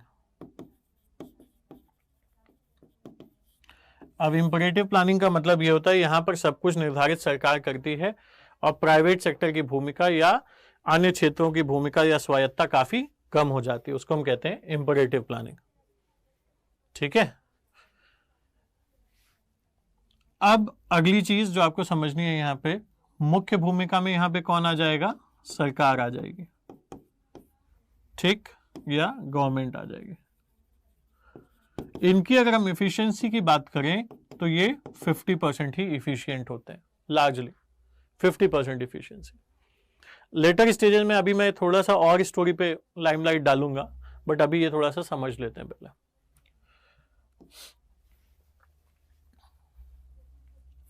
तीसरा आता है मिश्रित अर्थव्यवस्था। इनका होता है कि हमको वेलफेयर के साथ साथ प्रॉफिट भी अर्न करना ही है, मतलब जन कल्याण भी करना है और प्रॉफिट भी कमाना है। यहां पे जो प्लानिंग होती है उसको हम कहते हैं सांकेतिक प्लानिंग, सांकेतिक नियोजन या इंडिकेटिव प्लानिंग। इसका क्या तात्पर्य है? इसका सिंपल सा मतलब है कि यहां पर जो सरकार है वो एक फैसिलिटेटर की तरह, एक सहायक की भूमिका में आ जाती है जो सपोर्ट करती है प्राइवेट सेक्टर को। जैसे सरकार कुछ ऐसे निर्माण करेगी जिससे प्राइवेट सेक्टर को इंडस्ट्री लगाना आसान हो जाए। तो यहां पर मुख्य भूमिका में तो निजी क्षेत्र ही मेनली रहेगा, लेकिन कुछ क्षेत्र ऐसे होंगे जो सरकार अपने लिए रिजर्व रखती है, जैसे कि एटॉमिक एनर्जी, जैसे कि जो रेलवे का ऑपरेशन है, ऑपरेशन वाला सेगमेंट, वो आज भी गवर्नमेंट के कंट्रोल में है। तो ये सब चीजें आ जाएंगी यहां पे। अगर इसकी इफिशियंसी की बात करें सो इससे बेटर है, उससे उतनी कम बेटर है, तो यही मिक्स्ड उसका है। ये भारतीय अर्थव्यवस्था के संदर्भ में, भारतीय अर्थव्यवस्था मिक्स्ड इकोनॉमी के उसमें है, जिसने शुरुआत एक सोशलिस्ट अर्थव्यवस्था की तरह की थी, उसके बाद मिक्स्ड उस पे गई। अब थोड़ी सी स्टोरी को और समझते हैं, वो ज्यादा अच्छा रहेगा। 1930 के आसपास पूरे विश्व में अगर आप देखोगे तो ग्रेट डिप्रेशन आया था। ग्रेट डिप्रेशन का मतलब यह हो गया कि पूरी की पूरी अर्थव्यवस्था चरमरा जाए, औद्योगिक गतिविधियां जो भी हैं वो एकदम से ऑलमोस्ट ना के बराबर हो जाए। वहां पर यह पूंजीवाद फेल करने लगा और तब सरकार को लगा अब सरकार को खुद ही इसमें हस्तक्षेप करना पड़ेगा, निजी क्षेत्र के हाथ में छोड़ने से कोई काम बन नहीं पाएगा। तब रशिया का देखते हुए, उस समय तो यूएसएसआर था, रशिया तो था नहीं, संयुक्त सोवियत संघ था, तो उसको देखते हुए वर्ल्ड आया समाजवादी अर्थव्यवस्था पे। बेसिकली वो कम्युनिस्ट विचारधारा से प्रेरित था, बट समाजवादी स्कोप था उनका। तो वहां पे गवर्नमेंट ने क्या किया? गवर्नमेंट ने खुद को इंट्रोड्यूस किया फर्दर, और उन्होंने इंपरेटिव प्लानिंग का सहारा लिया, जहां पर जो भी प्लान्स होते थे वो गवर्नमेंट खुद बनाती थी, और मेन एम रखा जन कल्याण का, वेलफेयर का। ठीक ठाक इससे थोड़ा इंप्रूवमेंट हुआ, एक स्ट्रांग पब्लिक सेक्टर बना, लेकिन 1980 आते आते ये भी फेल हो गया। फिर सरकारों को लगा अब हमें कुछ नया ट्राई करना चाहिए, तो उन्होंने क्या किया? इन दोनों को मिक्स करके मिक्स्ड इकोनॉमी की तरफ ध्यान दिया। और यही वो टाइम पीरियड था जब इंडियन इकोनॉमी भी प्रॉब्लम से गुजर रही थी, और एक तरीके से देखा जाए तो 1980s के बाद इंडियन इकोनॉमी धीमे धीमे मिश्रित अर्थव्यवस्था की तरफ मूव ऑन करने लगी। कई जगह आप ये भी पढ़ोगे कि इंडियन इकोनॉमी शुरू से एक मिश्रित अर्थव्यवस्था थी, बट लार्जर और इंडिकेटिव रोल की वजह से this is more prominent for Indian economy. अब इससे थोड़ा सा आगे बढ़ते हैं, इस कॉन्टेक्स्ट के आगे चलना चाहिए हमें। इस कॉन्टेक्स्ट के आगे जब चलोगे तो तुम्हें कुछ चीजें और समझ में आएंगी। वो चीजें क्या है?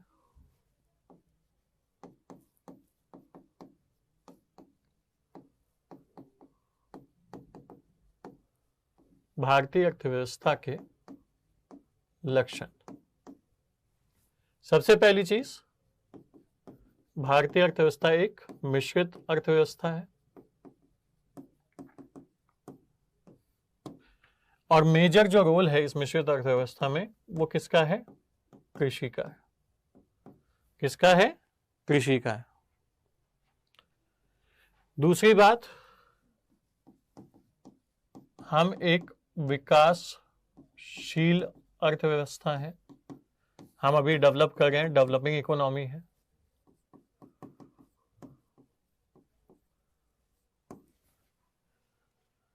अगली चीज,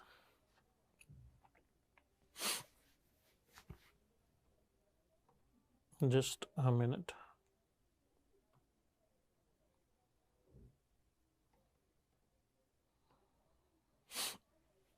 अगर हम नेशनल इनकम की बात करें या पर कैपिटा इनकम की बात करें,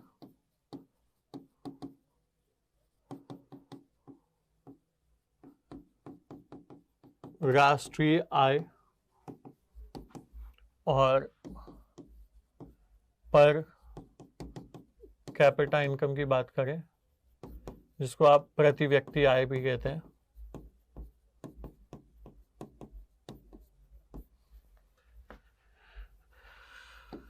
तो ये दोनों लो है as compare to other world, it is low. Again, जो राष्ट्रीय आय है और प्रति व्यक्ति आय है, इसको निकालने का काम कौन करता है? इसको निकालने का काम आपका एनएसओ करता है।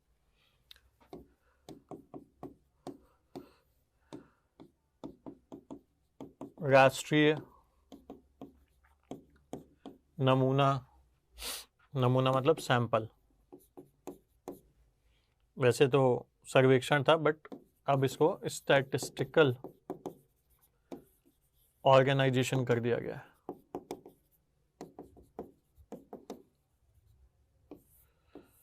तो पर कैपिटा इनकम और राष्ट्रीय आय, इन दोनों को निकालने के लिए हमारे पास क्या है? आपका राष्ट्र एनएसओ है, जो कि मिनिस्ट्री ऑफ स्टैटिस्टिक्स और प्रोग्राम इम्प्लीमेंटेशन के अंतर्गत आता है। इंडिया ने इंप्रूव किया है काफी, but at the same time अगर हम per capita income currently India की देखें, करंट उस पे, तो ये तकरीबन 3,89,529 रुपए है। सो प्रति व्यक्ति आय अगर हम बात करें,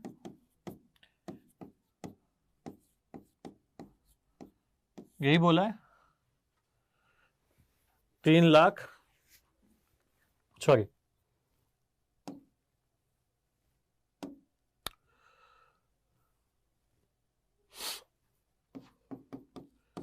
3,89,529, उल्टा लिख दिया था। तो ये 3,89,529 रुपए है और ये आपकी 2021-22 की करंट प्राइस के हिसाब से है। करंट प्राइस मतलब प्रचलित मूल्य के हिसाब से प्रति व्यक्ति आय भारत की 3,89,529 रुपए है। तो प्रति व्यक्ति आय कुछ और नहीं होती, अगर हम प्रति व्यक्ति आय की बात करें तो प्रति व्यक्ति आय बराबर होता है राष्ट्रीय आय, जिसको आप डिवाइड करते हो जनसंख्या से, तो आपकी प्रति व्यक्ति आय निकल के आती है। अब ये समझना जरूरी है कि ये जो प्रति व्यक्ति आय, ये क्या हर व्यक्ति को मिल गई है? नहीं, ये हर व्यक्ति को नहीं मिलती। क्या आपको मिल गए 3,89,529 रुपए? जिसको मिल गए भाई वो हाथ उठाओ। नहीं मिल गए, राइट? तो ये जो 3,89,529 रुपए, ये एक औसत प्रति व्यक्ति आय है, जिसको इस गणना के हिसाब से माना गया कि राष्ट्रीय आय में हमने घटा दिया। अब इसके माध्यम से जो हाईएस्ट, पीसीएस का क्वेश्चन भी आ चुका है इस पे, हाईएस्ट और लोवेस्ट पीसीआई वाले स्टेट्स हैं, तो हाईएस्ट तो है तेलंगाना, ये पक्का आ सकता है क्वेश्चन, क्योंकि ये पूछा भी जा चुका है लास्ट में और ये चेंज हुआ है। तो हाईएस्ट किसकी है पर कैपिटा इनकम? तेलंगाना की। और लोवेस्ट किसकी है? बिहार की, क्योंकि पॉपुलेशन डेंसिटी जो है, जो जनसंख्या डेंसिटी है, वो सबसे ज्यादा किसकी है? बिहार की। उस परिप्रेक्ष्य में जब डिवाइड करोगे बिहार का नेशनल इनकम स्टेट इनकम के हिसाब से, तो प्रति व्यक्ति आय बिहार की सबसे कम है और सबसे ज्यादा किसकी है? तेलंगाना की। दूसरी बात, अगर कभी भी सवाल में ये पूछ ले कि आर्थिक समृद्धि का या देश की आर्थिक समृद्धि का सबसे बेहतर परिमाप क्या है, तो वो सबसे बेहतर परिमाप आपका प्रति व्यक्ति आय कहलाता है। ठीक है, अब हम जीडीपी की बात करते हैं। थोड़ी सी जीडीपी के बारे में आपको पता होना चाहिए, लेकिन उसके पहले लक्षण में एक और चीज, अर्थव्यवस्था का आकार, जिसको आप साइज ऑफ जीडीपी कहते हो। अर्थव्यवस्था का आकार सिंपल मतलब उसकी मॉनेटरी वैल्यू से है, और जब अर्थव्यवस्था के आकार की बात करोगे तो दो चीजें आएंगी।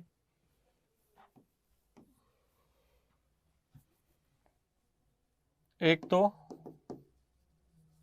एक्सचेंज रेट के बेसिस पे निकालते हो, और दूसरा पीपीपी के बेसिस पे निकालते हो, इसको हम कहते हैं purchasing power parity. Purchasing power का मतलब होता है खरीदने की क्षमता। ठीक है, सो खरीदने की क्षमता में जो समानता है उसके बेसिस पे निकालते हैं जीडीपी की टोटल वैल्यू, और दूसरा निकालते हैं एक्सचेंज रेट के हिसाब से।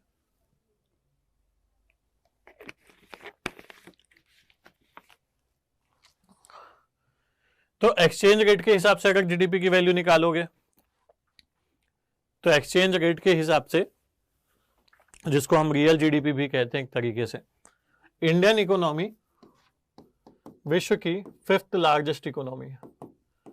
5th लार्जेस्ट याद रखना किस पे है, एक्सचेंज रेट के बेसिस पे रियल जीडीपी भी कहते हैं, और परचेजिंग पावर पैरिटी के बेसिस पे 3rd लार्जेस्ट, मतलब तीसरी सबसे बड़ी, और ये 5वें स्थान पे। ठीक है, क्लियर। अब इन दोनों में एक डिफरेंस समझो। एक्सचेंज रेट, एक्सचेंज रेट का मतलब यह है जब आपके पास मान लीजिए 10,000 रुपए हैं, और इस 10,000 रुपए को आप डॉलर में बदलवाना चाहते हैं या किसी विशेष विदेशी मुद्रा में बदलवाना चाहते हैं, तो ये जो 10,000 रुपए डॉलर में चेंज होंगे उसके लिए जो रेट निर्धारित होता है उसी को हम एक्सचेंज रेट कहते हैं। अगर आज की डेट में देखें तो $1 बराबर 83 रुपए। ठीक है, तो कैलकुलेशन को थोड़ा और आसान करते हैं सबके लिए। मान लीजिए आपको 8300 रुपए चेंज करने थे। ठीक है, अब 8300 रुपए जब चेंज करने हैं तो इस एक्सचेंज रेट के हिसाब से तकरीबन आपको $83 मिलेंगे। ठीक है, और इसके बिहाफ पे जो भारतीय अर्थव्यवस्था का साइज है वो तकरीबन $3.5 ट्रिलियन के आसपास है। कभी कभी आप 3.7 भी देखोगे, सो वो डिफरेंशिएट थोड़ा बहुत होता रहता है। सो लेट्स टेक इट 3.7 ही मान लेते हैं आपके लिए। ये तो एक्सचेंज रेट की बात होगी। अब परचेजिंग पावर पैरिटी की बात करते हैं। मान लीजिए आप थम्सअप पीते हैं, थम्सअप की जो पेट बॉटल है 300 ml वाली, वो 20 रुपए की मिलती है यहां पे। कहां पे? इंडिया में। वही थम्सअप यूएस में $1 की मिलती है। तो सामान तो सेम है, उसी सामान को यूएस में खरीदने के लिए आपको $1 देना है, उसी सामान को आपको इंडिया में खरीदने के लिए 20 रुपए देने हैं। तो इस हिसाब से 20 रुपए बराबर $1 होता है, और यही जो कंपैरिजन है इसी को हम कहते हैं परचेजिंग पावर पैरिटी। अगर डेफिनेशन में जाओगे तो कहते हैं यदि दो देशों की कुछ वस्तुओं या सेवाओं के मूल्य का कंपैरिजन दूसरे देश की समान वस्तुओं और सेवाओं के कंपैरिजन किया जाए तो उसको हम कहते हैं purchasing power parity. So it is the comparison between the two currencies of two different nations on the same basket of goods that they can purchase on a certain value. That is purchasing power parity. और उसके हिसाब से भारतीय अर्थव्यवस्था विश्व की तीसरी सबसे बड़ी अर्थव्यवस्था है। पहले पे कौन है? चाइना, दूसरे पे कौन है? यूएस। यहां पे पहले पे यूएस है और दूसरे पे चाइना है। अब तीसरा और चौथा कौन से देश हैं, ये आपका होमवर्क है। चेक करना, जर्मनी और जापान तो नहीं है। ठीक, थोड़ा और आगे बढ़े इससे। साइज ऑफ इकोनॉमी समझ में आ गया, क्या है अर्थव्यवस्था का आकार, क्या है साइज ऑफ जीडीपी। अगर इसमें कंट्रीब्यूशन की बात करें, सबसे ज्यादा कंट्रीब्यूट कौन कर रहा है, तो अभी आपको बताया था जीडीपी में सबसे ज्यादा कंट्रीब्यूशन सर्विस सेक्टर का है। अगेन करेंटली अगर आपके सवाल में यह आ जाए कि विश्व की सबसे तेजी से उभरती हुई या सबसे तेजी से ग्रो करती हुई अर्थव्यवस्था कौन सी है, तो वो इंडिया की है, भारत की है, करेंटली हाईएस्ट ग्रोइंग है। कुछ और चीजें समझ लेते हैं लक्षण में।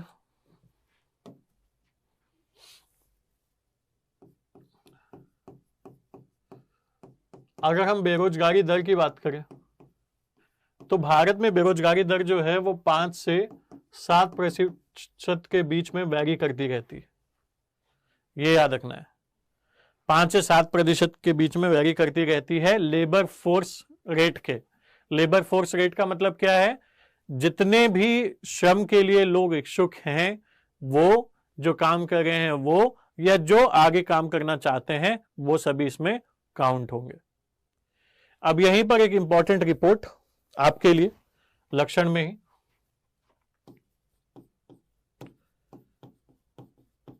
मानव विकास सूचकांक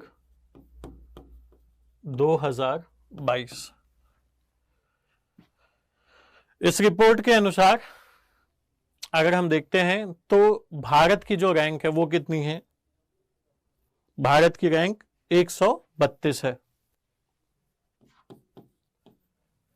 इस रिपोर्ट को लाता कौन है, यूएनडीपी, याद रखना, यूनाइटेड नेशंस डेवलपमेंट प्रोग्राम। अब इस रिपोर्ट में 3 जो मेजर पैरामीटर हैं वो क्या क्या हैं, ये आपको पता होने चाहिए। तो उन पैरामीटर्स पे जाओगे तो 3 है, एक तो पर कैपिटा इनकम है, दूसरा एजुकेशन है, 2 डायमेंशन ये हो गए, और तीसरा डायमेंशन है लाइफ एक्सपेक्टेंसी का।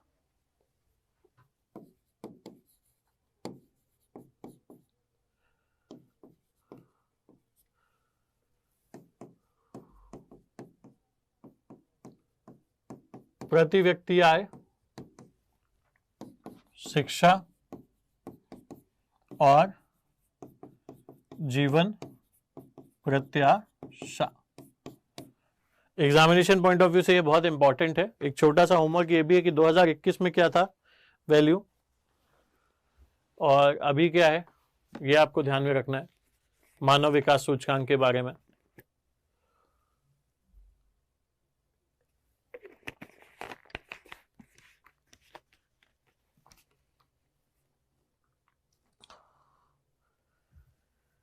इसके बाद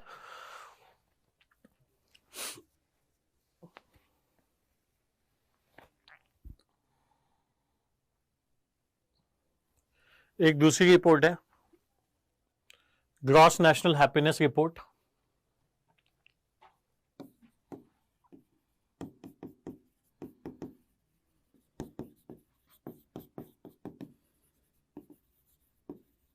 जिसको आप खुशहाली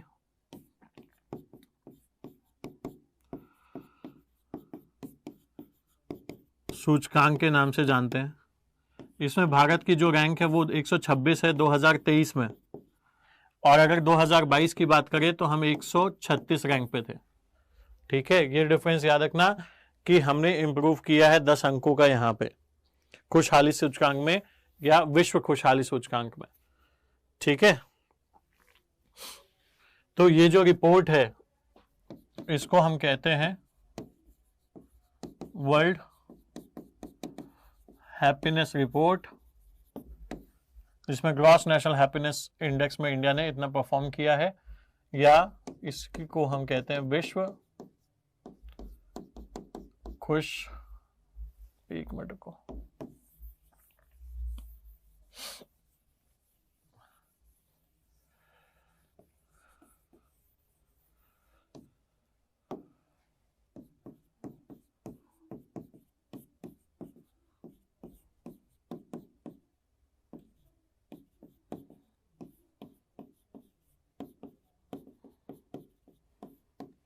विश्व खुशहाली सूचकांक 2023, भारत की रैंक कितनी है? 126।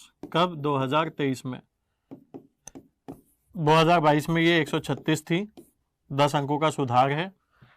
सी बात, इसको जारी करने वाला UNSDSN, sustainable development solution network, under the body UN। ये चीजें याद रखना। इसमें जो वो हैं डायमेंशंस अगर देखोगे तो एक तो इनकम हो गया, दूसरा हेल्दी लाइफ एक्सपेक्टेंसी हो गया, और तीसरा freedom of trust and generosity है। तो ये चीजें इसमें है। अब इसके बाद हम बात करेंगे अलग अलग कॉन्टेक्स्ट की और कनोटेशंस की, जिसमें हम बात करेंगे जो वेरियस मेजर्स हैं जीडीपी को लेकर के, उसकी बात करेंगे अब हम। ठीक है, तो बात आगे हम करेंगे इसके बाद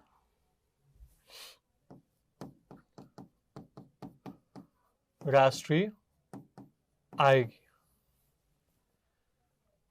जो राष्ट्रीय आय है, या इंग्लिश में हम जिसे नेशनल इनकम कहते हैं, इसको प्रतिपादित करने वाले थे साइमन कुजनेट्स।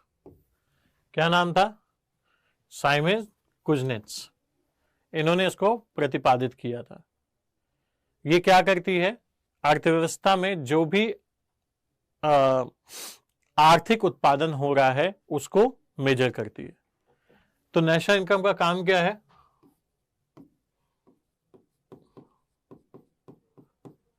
आर्थिक उत्पादन की गणना,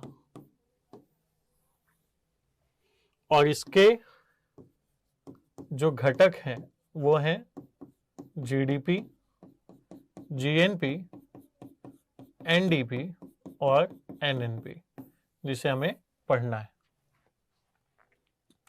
ठीक है, अब राष्ट्रीय आय क्या कर रहा है? आर्थिक उत्पादन की गणना कर रहा है। तो अगर हम इसको समझें तो किसी राष्ट्र की या किसी राष्ट्र के नागरिकों द्वारा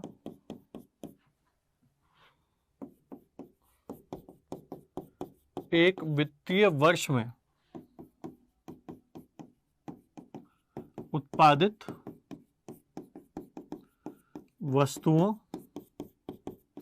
एवं सेवाओं के कुल मूल्य को राष्ट्रीय आय कहते हैं। इसको आप राष्ट्र के नागरिकों की आय भी कर सकते हैं। ठीक है, तो इसमें जो सबसे इंपॉर्टेंट हमारे लिए वो है जीडीपी, जिसके बारे में हम बात करेंगे। तो राष्ट्रीय आय को मापने के 16 तरीके हैं, 16 अलग अलग मेजर्स है, लेकिन हमारे लिए जो इंपॉर्टेंट एग्जामिनेशन पर्सपेक्टिव से हम केवल उसको ज्यादा समझने की कोशिश करेंगे, जो कि है जीडीपी, जीएनपी, एनडीपी और एनएनपी।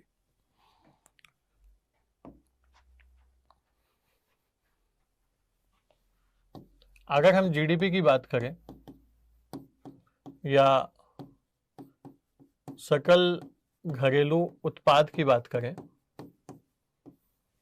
तो यहां पे 3 अलग अलग टर्म है, सकल, घरेलू और उत्पाद। सकल घरेलू उत्पाद की अगर जो मुख्य परिभाषा है वो देखें तो है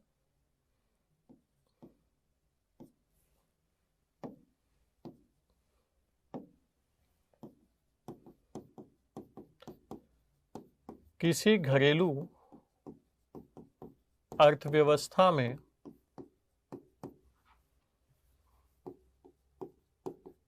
अंतिम वस्तुओं एवं सेवाओं के उत्पादन के कुल मूल्य को हम जीडीपी कहते हैं। अब यहां पे कॉन्टेक्स्ट क्या है? यहां पे एक चीज और जोड़ लो, एक वित्तीय वर्ष में। तो जीडीपी के लिए कुछ चीजें आई। एक तो आई कुल मूल्य, जिसको हम ग्रॉस वैल्यू कहेंगे एक तरीके से, ग्रॉस मॉनेटरी वैल्यू। दूसरी चीज आई घरेलू क्षेत्र कह लो, ठीक है, जिसको हम डोमेस्टिक टेरिटरी कहते हैं। तीसरी चीज आई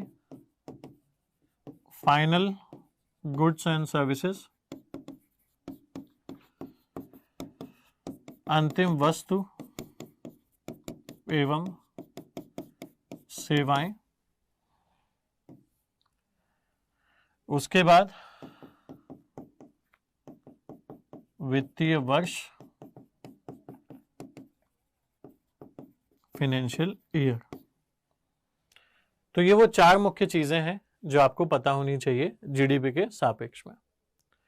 उत्पाद हम आय के इंटरचेंजेबली यूज करते हैं, आय की जगह हम उत्पाद यूज करते हैं क्योंकि प्रोडक्शन हो रहा है। अब यहां पर ग्रॉस वैल्यू का मतलब ये हो गया, फॉर एग्जाम्पल जैसे मान लीजिए ये पेन है, ठीक है, इस पेन को बनाने में 4 फैक्टर्स इस्तेमाल हुए हैं। वो 4 फैक्टर्स क्या क्या हैं अभी पीछे बताया था। मान लो कुछ कच्चा माल यूज हुआ होगा, कुछ श्रमिक यूज हुए होंगे जिन्होंने श्रमदान दिया होगा, उसके बाद कुछ निवेश लगा होगा और इस निवेश को लगाने के लिए कोई पूंजीपति या उद्यमी होगा, ठीक। इन सब के अलावा कुछ और भी यूज हुआ होगा क्या? हाँ, बनाने के लिए जो मशीनरी यूज हुई है वो भी तो है। अब ये जो मशीनरी है ये एक समय के बाद इसमें कुछ खराबी आ सकती है या इसको कुछ रिपेयर की आवश्यकता हो सकती है। सो उसकी जो कॉस्ट है वो यहां पे हम घटाते नहीं हैं, उसी को हम कहते हैं कुल मूल्य। तो इस मशीनरी की जो रिपेयर या मेंटेनेंस कॉस्ट आ रही है उसको हम कहते हैं डेप्रिसिएशन या मूल्य ह्रास, हिंदी में कहते हैं। अब एक पॉइंट आएगा जहां पे आप समझोगे कि नेट मतलब, एक मिनट, शुद्ध कह लो, शुद्ध बराबर ग्रॉस माइनस डेप्रिसिएशन। ग्रॉस का मतलब हो गया कुल और डेप्रिसिएशन का मतलब हो गया मूल्य ह्रास। फॉर एग्जाम्पल एक पेन हुआ, इसके उत्पादन में जो ग्रॉस वैल्यू थी वो 10 रुपए थी, लेकिन हमें पता चला कि मेंटेनेंस कॉस्ट 1 रुपए की है। तो जब हम इस 10 रुपए में से 1 रुपए घटा देंगे तो इसकी एक्चुअल वैल्यू या शुद्ध वैल्यू निकल के आएगी, जिसको हम कहेंगे नेट वैल्यू, ठीक है। तो जीडीपी में हम क्या कर रहे हैं, डेप्रिसिएशन नहीं घटा रहे हैं और ओवरऑल उसमें ले रहे हैं, ग्रॉस वैल्यू में ले रहे हैं। दूसरी बात, घरेलू क्षेत्र। घरेलू क्षेत्र का मतलब यह हो गया जो भारत है, अगर हम एक तरीके से भारत का नक्शा बनाएं, मेरी आर्ट थोड़ी सी खराब है सो प्लीज डोंट माइंड, ठीक है। यहां पे मान लो कुछ छोटे छोटे आइलैंड्स यहां हो गए, कुछ यहां हो गए, कुछ यहां पे हो गए, बस इस तरीके से, ठीक है। तो केवल ये जो घरेलू टेरिटरी है यही नहीं, प्लस जो भारतीय एम्बेसी हैं विदेशों में वो भी काउंट होंगी इस डोमेस्टिक टेरिटरी में। उसके अलावा कोई ऑयल वो फील्ड है या कुछ है जिसको भारत अगर उस पर वो किया हुआ है, मतलब इंडिया का अगर उस पर आधिपत्य है, तो वो भी काउंट होगा जीडीपी में। तो याद रखोगे डोमेस्टिक टेरिटरी का मतलब क्या हो गया। अब तीसरी चीज, फाइनल गुड्स एंड सर्विसेज, अंतिम वस्तुएं। इसका क्या मतलब है? जैसे मान लीजिए ये पेन है, इस पेन में ये तो पेन टैब है बट ये डिजिटल पेन है, बट जो नॉर्मल पेन आता है उसमें क्या क्या यूज होता है, एक प्लास्टिक का पूरा वो होगा, कवरिंग होगी, उसके अंदर इंक होगा। अब उस इंक को बनाया भी तो क्या होगा, लेकिन वो वैल्यू हम इंक में इंक की वैल्यू हम अलग से काउंट अगर करेंगे तो इस पेन में भी तो उसकी वैल्यू काउंट होगी, तो उससे क्या होगा, वो डबल काउंट हो जाएगा। तो इसलिए उस डबल काउंटिंग से बचने के लिए हम केवल अंतिम वस्तुओं को ही इसमें इंक्लूड करते हैं, इमीडिएट या मध्यवर्ती वस्तुओं को इंक्लूड नहीं करते हैं। समझ पाए? या थोड़ा और समझाया जाए आपको?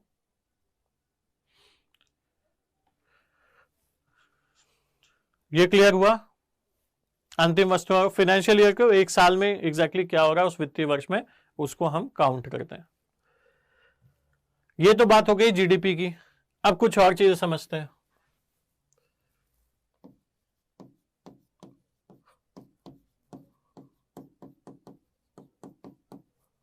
घरेलू वर्सेस राष्ट्रीय। घरेलू का मतलब टेरिटरी से हो गया, राष्ट्रीय का मतलब नागरिकता से हो गया।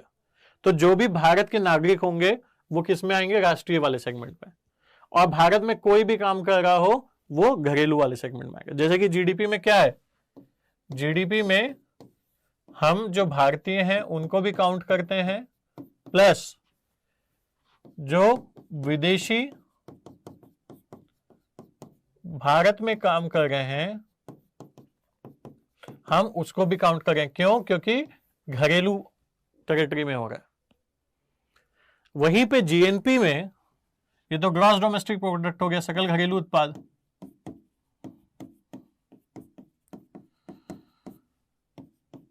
अब सकल राष्ट्रीय उत्पाद की जब बात करोगे तो यहां पे घरेलू की जगह क्या आ गया? राष्ट्रीय। तो यहां पर हम केवल भारतीय लोगों की बात करेंगे। अब ये भारतीय जो भारत में काम कर रहे हैं वो भी, और वो भारतीय जो विदेश में काम कर रहे हैं वो भी काउंट होंगे। और इसमें से जो विदेशी भारत में काम कर रहे हैं उनको घटा देंगे। तो जीएनपी बराबर हो जाएगा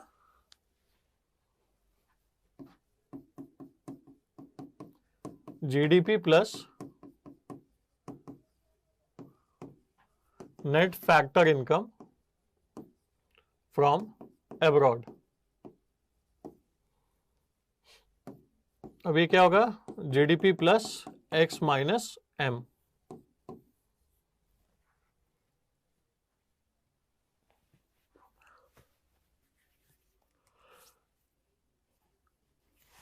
ये एक फॉर्मूला है जो इस पे है, net factor income from abroad. मतलब हम जो भारतीय विदेश में काम कर रहे हैं उसमें से जो विदेशी भारत में काम कर रहे हैं उसके पेमेंट को घटाएंगे। So that will come under GDP plus X minus M, GNP बराबर। अब इसी सापेक्ष में आपको एक चीज और पता होनी चाहिए, भारत का जो जीडीपी है वो जीएनपी से बड़ा है भारत के केस में। ये क्यों बड़ा है? क्योंकि भारत में एफडीआई जो है, जो प्रत्यक्ष विदेशी निवेश है, प्रत्यक्ष विदेशी निवेश, वो ज्यादा आता है एज कंपेरिजन टू भारतीय बाहर विदेशों में निवेश कर रहे हैं। तो ये याद रखना है, इनबाउंड एफडीआई जो है वो भारत में ज्यादा है, उसकी वजह से आपकी वैल्यू का डिफरेंशिएशन आएगा। तो अब आप जीएनपी समझ गए, अब आप जीडीपी समझ गए। अब आपको अगली चीज समझनी है एनडीपी और एनएनपी। अब जब जीडीपी और जीएनपी समझ गए तो एनडीपी एनएनपी समझने में कोई दिक्कत ही नहीं आएगी। जीडीपी एनडीपी, ये ग्रॉस है और ये नेट है। अब ग्रॉस नेट में तुम्हें बताया था, अभी पीछे बताया फॉर्मूला, तो क्या हो जाएगा? एनडीपी बराबर नेट डोमेस्टिक प्रोडक्ट बराबर जीडीपी माइनस डेप्रिसिएशन। और डेप्रिसिएशन तुमको बताया क्या है? मूल्य ह्रास है। ठीक है, गले में खराश नहीं, मूल्य ह्रास है। अब इसके बाद जीएनपी को अगर तुम्हें एनएनपी में कन्वर्ट करना रहेगा तो क्या होगा?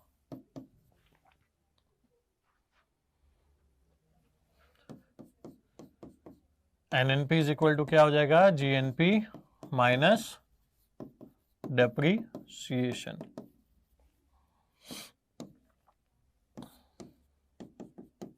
This is net national product. और यही एनएनपी अगर आपने फैक्टर कॉस्ट पे निकाला तो ये कहलाता है नेशनल इनकम। अब भैया तुम्हारे दिमाग में आएगा सर अब ये क्या नहीं आफत बता दी, फैक्टर कॉस्ट क्या होता है? तो फैक्टर कॉस्ट जो फैक्टर प्रोडक्शन के हो रहे थे उसकी जो कॉस्ट आ गई थी उसी को फैक्टर कॉस्ट कहते हैं। अब क्या थे फैक्टर्स ऑफ प्रोडक्शन? 4 थे मेनली, लैंड, लेबर, क्रेडिट और एंटरप्रेन्योर। अब इन चारों पे जो कॉस्ट आ रही होगी वो क्या कहलाएगी? फैक्टर कॉस्ट कहलाएगी, या उत्पाद लागत कह लो या उत्पादन लागत कह लो, उसको हम फैक्टर कॉस्ट कहते हैं। अब ये समझना है कि क्या है। फॉर एग्जाम्पल अब कुछ नया एग्जाम्पल लेते हैं, तो तुम लोग कहोगे जब देखो तब पेन पकड़ के बैठे हुए हैं। तो चलो अब एग्जाम्पल लेते हैं फोन का। अब जैसे ये एक फोन है, इस फोन में मदरबोर्ड लगा होगा, कुछ चिप लगी होगी, सिम के लिए डिवाइस लगा होगा और स्पीकर लगा होगा, उसके अलावा कैमरा लगा है, बहुत कुछ लगा है। तो ये जो सारे डिवाइसेस का जो कॉस्ट है इसके उत्पादन में, प्लस इसकी जो एलसीडी स्क्रीन लगी होगी, एलईडी एलसीडी जो भी स्क्रीन होती है मुझे नहीं पता, बट जो स्क्रीन लगी हुई है उस स्क्रीन की भी कॉस्ट होगी। तो ये सारी कॉस्ट हो गई जो रॉ मटेरियल के उसमें आ जाएगी, लैंड के उसमें। उसके बाद जिन लोगों ने इसको बनाया है उनके भी तो वेजेस होंगे, उनके भी तो श्रमिकों के पैसे होंगे। फिर इसको बनाने के लिए अगर कोई लोन लिया गया है, क्रेडिट लिया गया है, तो क्रेडिट आ जाएगा। और इसको जो रिस्क ले रहा है वो अपना प्रॉफिट मार्जिन भी तो जोड़ेगा। तो उन सबको मिला के जो कॉस्ट आई होगी उसको हम कहते हैं फैक्टर कॉस्ट। अब एक चीज याद रखना कि फैक्टर कॉस्ट में आप टैक्स नहीं जोड़ रहे हो, वो टैक्स जो हम इनडायरेक्ट टैक्स के रूप में देते हैं। तो ये तो फैक्टर कॉस्ट हो गई। लेकिन मार्केट में जब आप खरीदते हो एज अ कंज्यूमर, तो आप क्या फैक्टर कॉस्ट पे खरीद रहे हो? नहीं, आप खरीद रहे हो उसको मार्केट प्राइस पे, जिसको हम बाजार मूल्य भी कहते हैं। अब बाजार मूल्य का एक वो होता है कि बाजार मूल्य बराबर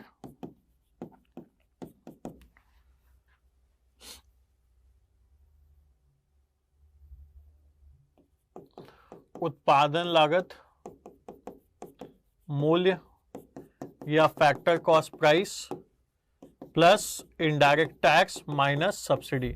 अगर मान लो उस प्रोडक्ट पे कोई सब्सिडी दी गई है जो उसी फैक्टर कॉस्ट में ही जुड़ी हुई है, तो वो भी आप घटाओगे। और इस फैक्टर कॉस्ट में अगर आपने इनडायरेक्ट टैक्स मतलब जीएसटी जोड़ दिया तो वो क्या कहलाता है? बाजार मूल्य कहलाता है। अब दो फायदे हैं, जो एनएनपी है वो फैक्टर कॉस्ट पर अगर नापोगे तो नेशनल इनकम आ जाएगा। वहीं पर अर्थव्यवस्था की पिक्चर अच्छी दिखाने के लिए और ये दिखाने के लिए कि अर्थव्यवस्था में काम ज्यादा बेटर हो रहा है, सरकार क्या करती है, अब जीडीपी जो है, जो ग्रॉस डोमेस्टिक प्रोडक्ट है, उसको बाजार मूल्य पे नापती है। इसके दो फायदे हैं। एक तो जो अंतिम छोर है या स्टेज है वहां पे जीडीपी की कैलकुलेशन हो रही है, मतलब कंजम्पशन पे ना कि प्रोडक्शन पे। दूसरा, इसमें जो टैक्स के थ्रू भी एस्पेक्ट आ रहा है वो भी एड ऑन हो रहा है। सो जिससे क्या होता है, जीडीपी का साइज क्या दिखेगा? बिगर दिखेगा और ब्रॉडर दिखेगा।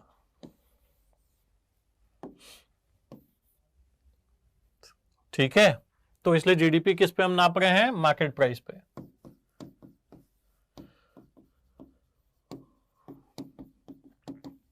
अब जीडीपी दो तरीके से मापते हैं। Growth, basically GDP growth rate. जो जीडीपी ग्रोथ रेट का मतलब क्या है? जीडीपी ग्रोथ का मतलब क्या है, पहले ये समझो।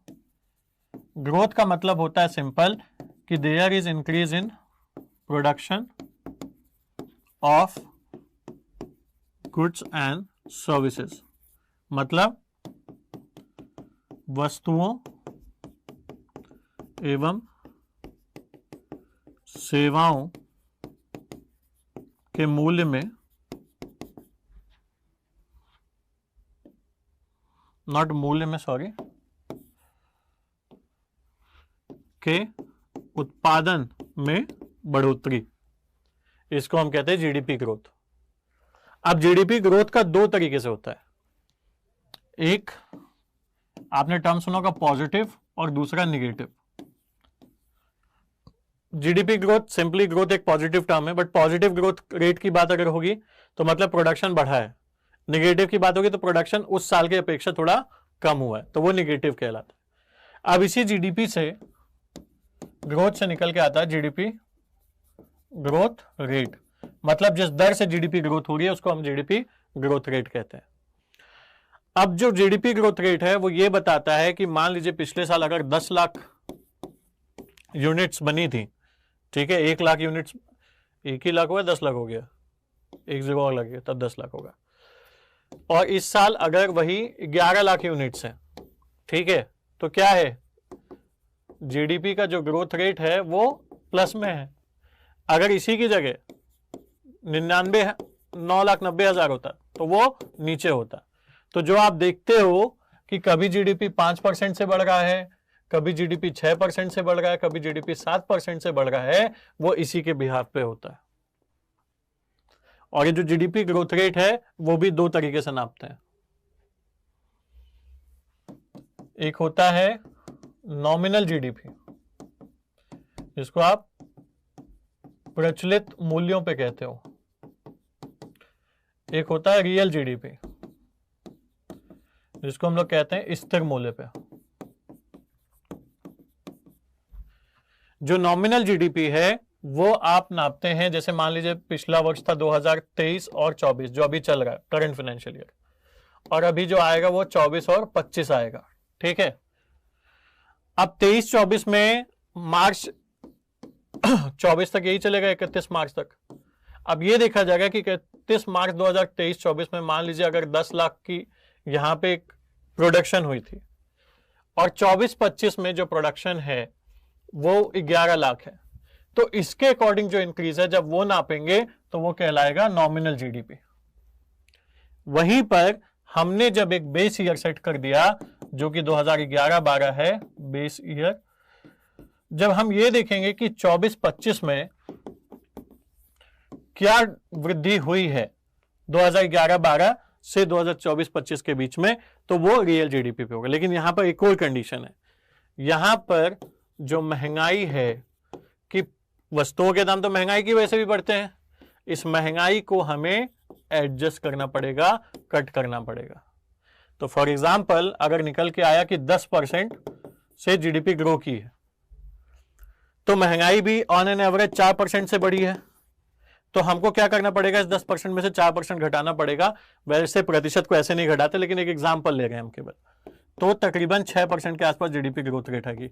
ये जो 6% है वो आपकी स्थिर मूल्य पे आएगी, जिसको आप रियल जीडीपी ग्रोथ बोलोगे। अब आपके लिए पॉइंट है, पॉइंट ये है कि अभी कई सारी रेटिंग एजेंसीज ने इंडिया का जीडीपी ग्रोथ रेट बढ़ाया, जैसे 6.5% कर दिया। तो आपको यह ध्यान रखना है कि रियल जीडीपी का प्रोस्पेक्ट जो 2023-24 के लिए वो 6.5% है। कुछ एजेंसीज के नाम भी याद रखना, जो रेटिंग एजेंसीज हैं, इंक्लूडिंग आरबीआई का भी याद रखना, वो आपके लिए एग्जाम में काम आएगा। वहीं पर नॉमिनल जीडीपी की जगह हम बात करें तो इंडियन इकोनॉमी तकरीबन 10% के हिसाब से ग्रो कर रही है, that is called nominal GDP. तो ये तो एक बेसिक चीज हो गई आपकी जीडीपी के बारे में। अब कभी क्वेश्चन में पूछ ले आपसे ग्रॉस वैल्यू एड का मतलब क्या है, जीवीए, इसको कहते हैं सकल मूल्य संवर्धन हिंदी में। जब हम ये देखेंगे कि किसी पर्टिकुलर सेक्टर में जो टोटल वैल्यू एडिशन है, जो मूल्य संवर्धन है, वो कितना हुआ है, किसमें, पर्टिकुलर सेक्टर में, वन सेक्टर में, एज अ होल नहीं, तो वो क्या कहलाएगा, सकल मूल्य संवर्धन। जैसे कि मान लीजिए गेहूं है और आप आशीर्वाद का आटा खाते हो, गेहूं उन्होंने मान लीजिए 2,000 रुपए पर क्विंटल खरीदा, ठीक है। इससे उन्होंने क्या बनाया, आटा, इसकी उन्होंने कर दी पैकेजिंग। अब पैकेट में आशीर्वाद का आटा आपको मिल रहा है। अगर आप पैकेट वाला आशीर्वाद का आटा देखोगे तो वो तकरीबन आपका 50 रुपए पर किलो के हिसाब से, ठीक है। और यहां पे क्या है, 2000 रुपए पर क्विंटल। अब पर क्विंटल आटे की वैल्यू में जो एडिशन हुआ वही उसका मूल्य संवर्धन है, ग्रॉस वैल्यू एड है। क्लियर? थोड़ा सा और आगे बढ़ो। अब जीडीपी जो है उसको मेजर करने के लिए 3 मेथड यूज करते हैं। एक होता है इनकम मेथड, जिसको हम आय विधि कहते हैं। एक होता है एक्सपेंडिचर मेथड, जिसको हम व्यय विधि कहते हैं। और तीसरा होता है आउटपुट और वैल्यू एड मेथड। ये 3 तरीके के मेथड्स होते हैं जिसके थ्रू हम वैल्यू निकालते हैं। अब पहली चीज जो आय हो रही है उसके बिहाफ पे निकालोगे तो वो इनकम मेथड कहलाएगा। दूसरा है जो व्यय होगा उसके हिसाब से निकालोगे तो वो एक्सपेंडिचर मेथड कहलाएगा। और तीसरा है वैल्यू एडिशन, जिससे जीवीए वगैरह निकालते हैं। लेकिन एक चीज जो सबसे इंपॉर्टेंट है यहां पे वो ये है कि इन तीनों मेथड्स में भी आप निकालेंगे अगर जीडीपी की वैल्यू, तो भी जीडीपी सेम ही आएगी, कोई डिफरेंस नहीं आता है। अब व्यय के जो स्रोत होंगे वो जैसे आपने उपभोग किया, आपने एक्सपोर्ट किया, या फिर इन्वेस्टमेंट है, गवर्नमेंट एक्सपेंडिचर है, वो सारा आ जाएगा। उसके अलावा जो रिवेन्यू जनरेट होगा, जो उसका आ रहा है, वो इनकम मेथड में आ जाएगा। जो वैल्यू ऐड हो रहा है वो इसमें आ जाएगा। तो ये 3 मेजर मेथड्स हैं जिससे जीडीपी को हम एस्टिमेट करते हैं या एस्टिमेशन ऑफ जीडीपी फर्दर करते हैं। ठीक, अब let's move a step ahead. National income के बारे में बता दिया कि एनएसओ नेशनल इनकम को निकालती है और एनएसओ का पूरा रोल है। अब थोड़ा सा और आगे बढ़ो। जीडीपी भी समझ गए तुम लोग।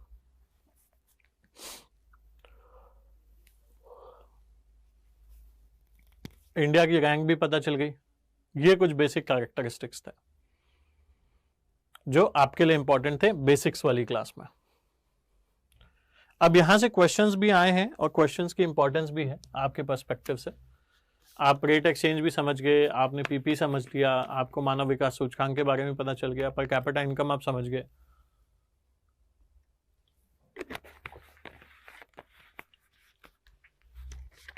And these were the basic key things which you always remember from the GDP perspective. कुछ कॉन्टेक्स्ट और समझ लो। अगर कभी भी कोई स्टेटमेंट दिया है कि इंडिया का जीडीपी ग्रोथ या आर्थिक समृद्धि लगातार बढ़ी है, तो हाँ ये करेक्ट है, ये सही है। वहीं पे अगर कहीं पूछ ले स्टेटमेंट वाइज, बिकॉज यूपीपीसीएस भी थोड़ा यूपीएससी को फॉलो करता कभी कभी, समृद्धि दर के बारे में पूछ ले कि क्या ये लगातार बढ़ी है, तो नहीं, ये लगातार नहीं बढ़ी है, कभी कम हुई है, कभी ज्यादा हुई है। अगला एक पॉइंट, जीडीपी 5वें स्थान पे है किसके हिसाब से? मुद्रा विनिमय दर के अनुसार, मतलब करेंसी रेट एक्सचेंज कह लो या रेट एक्सचेंज के हिसाब से। और तीसरे पे किस पे है? परचेजिंग पावर पैरिटी पे। ठीक है, सो इसको हम कहते हैं, परचेजिंग पावर पैरिटी को कहते हैं, कुछ समता करके कहते हैं, I just forgot the term, वो आप देख लेना। ठीक है, तो ये दोनों अगर बराबर हैं तो ये याद रखना, ये याद रखना, ये याद रखना। नेशनल इनकम जीडीपी वगैरह को निकाल कौन रहा है? एनएसओ प्रोजेक्ट कर रहा है, एनएसओ प्रोजेक्ट कर रहा है। एस्टिमेशन के लिए आरबीआई का प्रोजेक्शन देख लो, एसबीआई ने क्या प्रोजेक्ट किया वो देख लो, ये सब जरूरी है थोड़ा सा। उसके अलावा कुछ रेटिंग एजेंसीज हैं, जैसे आईएमएफ ने कुछ प्रोजेक्शन किया इंडियन इकोनॉमी को लेकर के, वो इंपॉर्टेंट है। या S&P ने कुछ बोला है वो इंपॉर्टेंट है थोड़ा सा। सो ये सब थोड़े से प्रोमिनेंट चीजें जिसके बारे में आपको पता होना चाहिए। उसके अलावा I have told you certain की मोर थिंग्स, जैसे वर्ल्ड हैप्पीनेस रिपोर्ट बताया, ह्यूमन डेवलपमेंट रिपोर्ट बताया, that is important for you. So ये सारा कॉन्टेक्स्ट आपको दिमाग में एकदम फिट रखना है and you should be sure about कि whatever we are speaking, whatever we are talking about, वो आपके लिए जरूरी है। अब आपको करना यह है कि प्रहार बैच का लेक्चर 1 आज हमने कंप्लीट किया आपके साथ। आपको क्वेश्चन सॉल्व करना है। आप वापस से जाएंगे घर पे, अपनी PYQs निकालेंगे, पिछले वर्ष के प्रश्न पत्र, और उसके साथ कुछ टेस्ट आपको दिए जाएंगे फर्दर। उसके बेसिस पे आप क्वेश्चंस को सॉल्व करेंगे और अपनी समझ को और परिपक्व करेंगे, ताकि जब एग्जाम हो, एक्चुअल एग्जाम हो आज के तकरीबन 64-65 दिनों के बाद, तो आप उसमें अपना बेहतर दे सके। ठीक है, 64 से 65 दिन मैं सिर्फ इसलिए बोल रहा हूं ताकि आपको लगे, बट एक्चुअली अगर आप देखोगे तो आपके पास वो टाइम भी नहीं है। ठीक है, thank you so much for joining me today.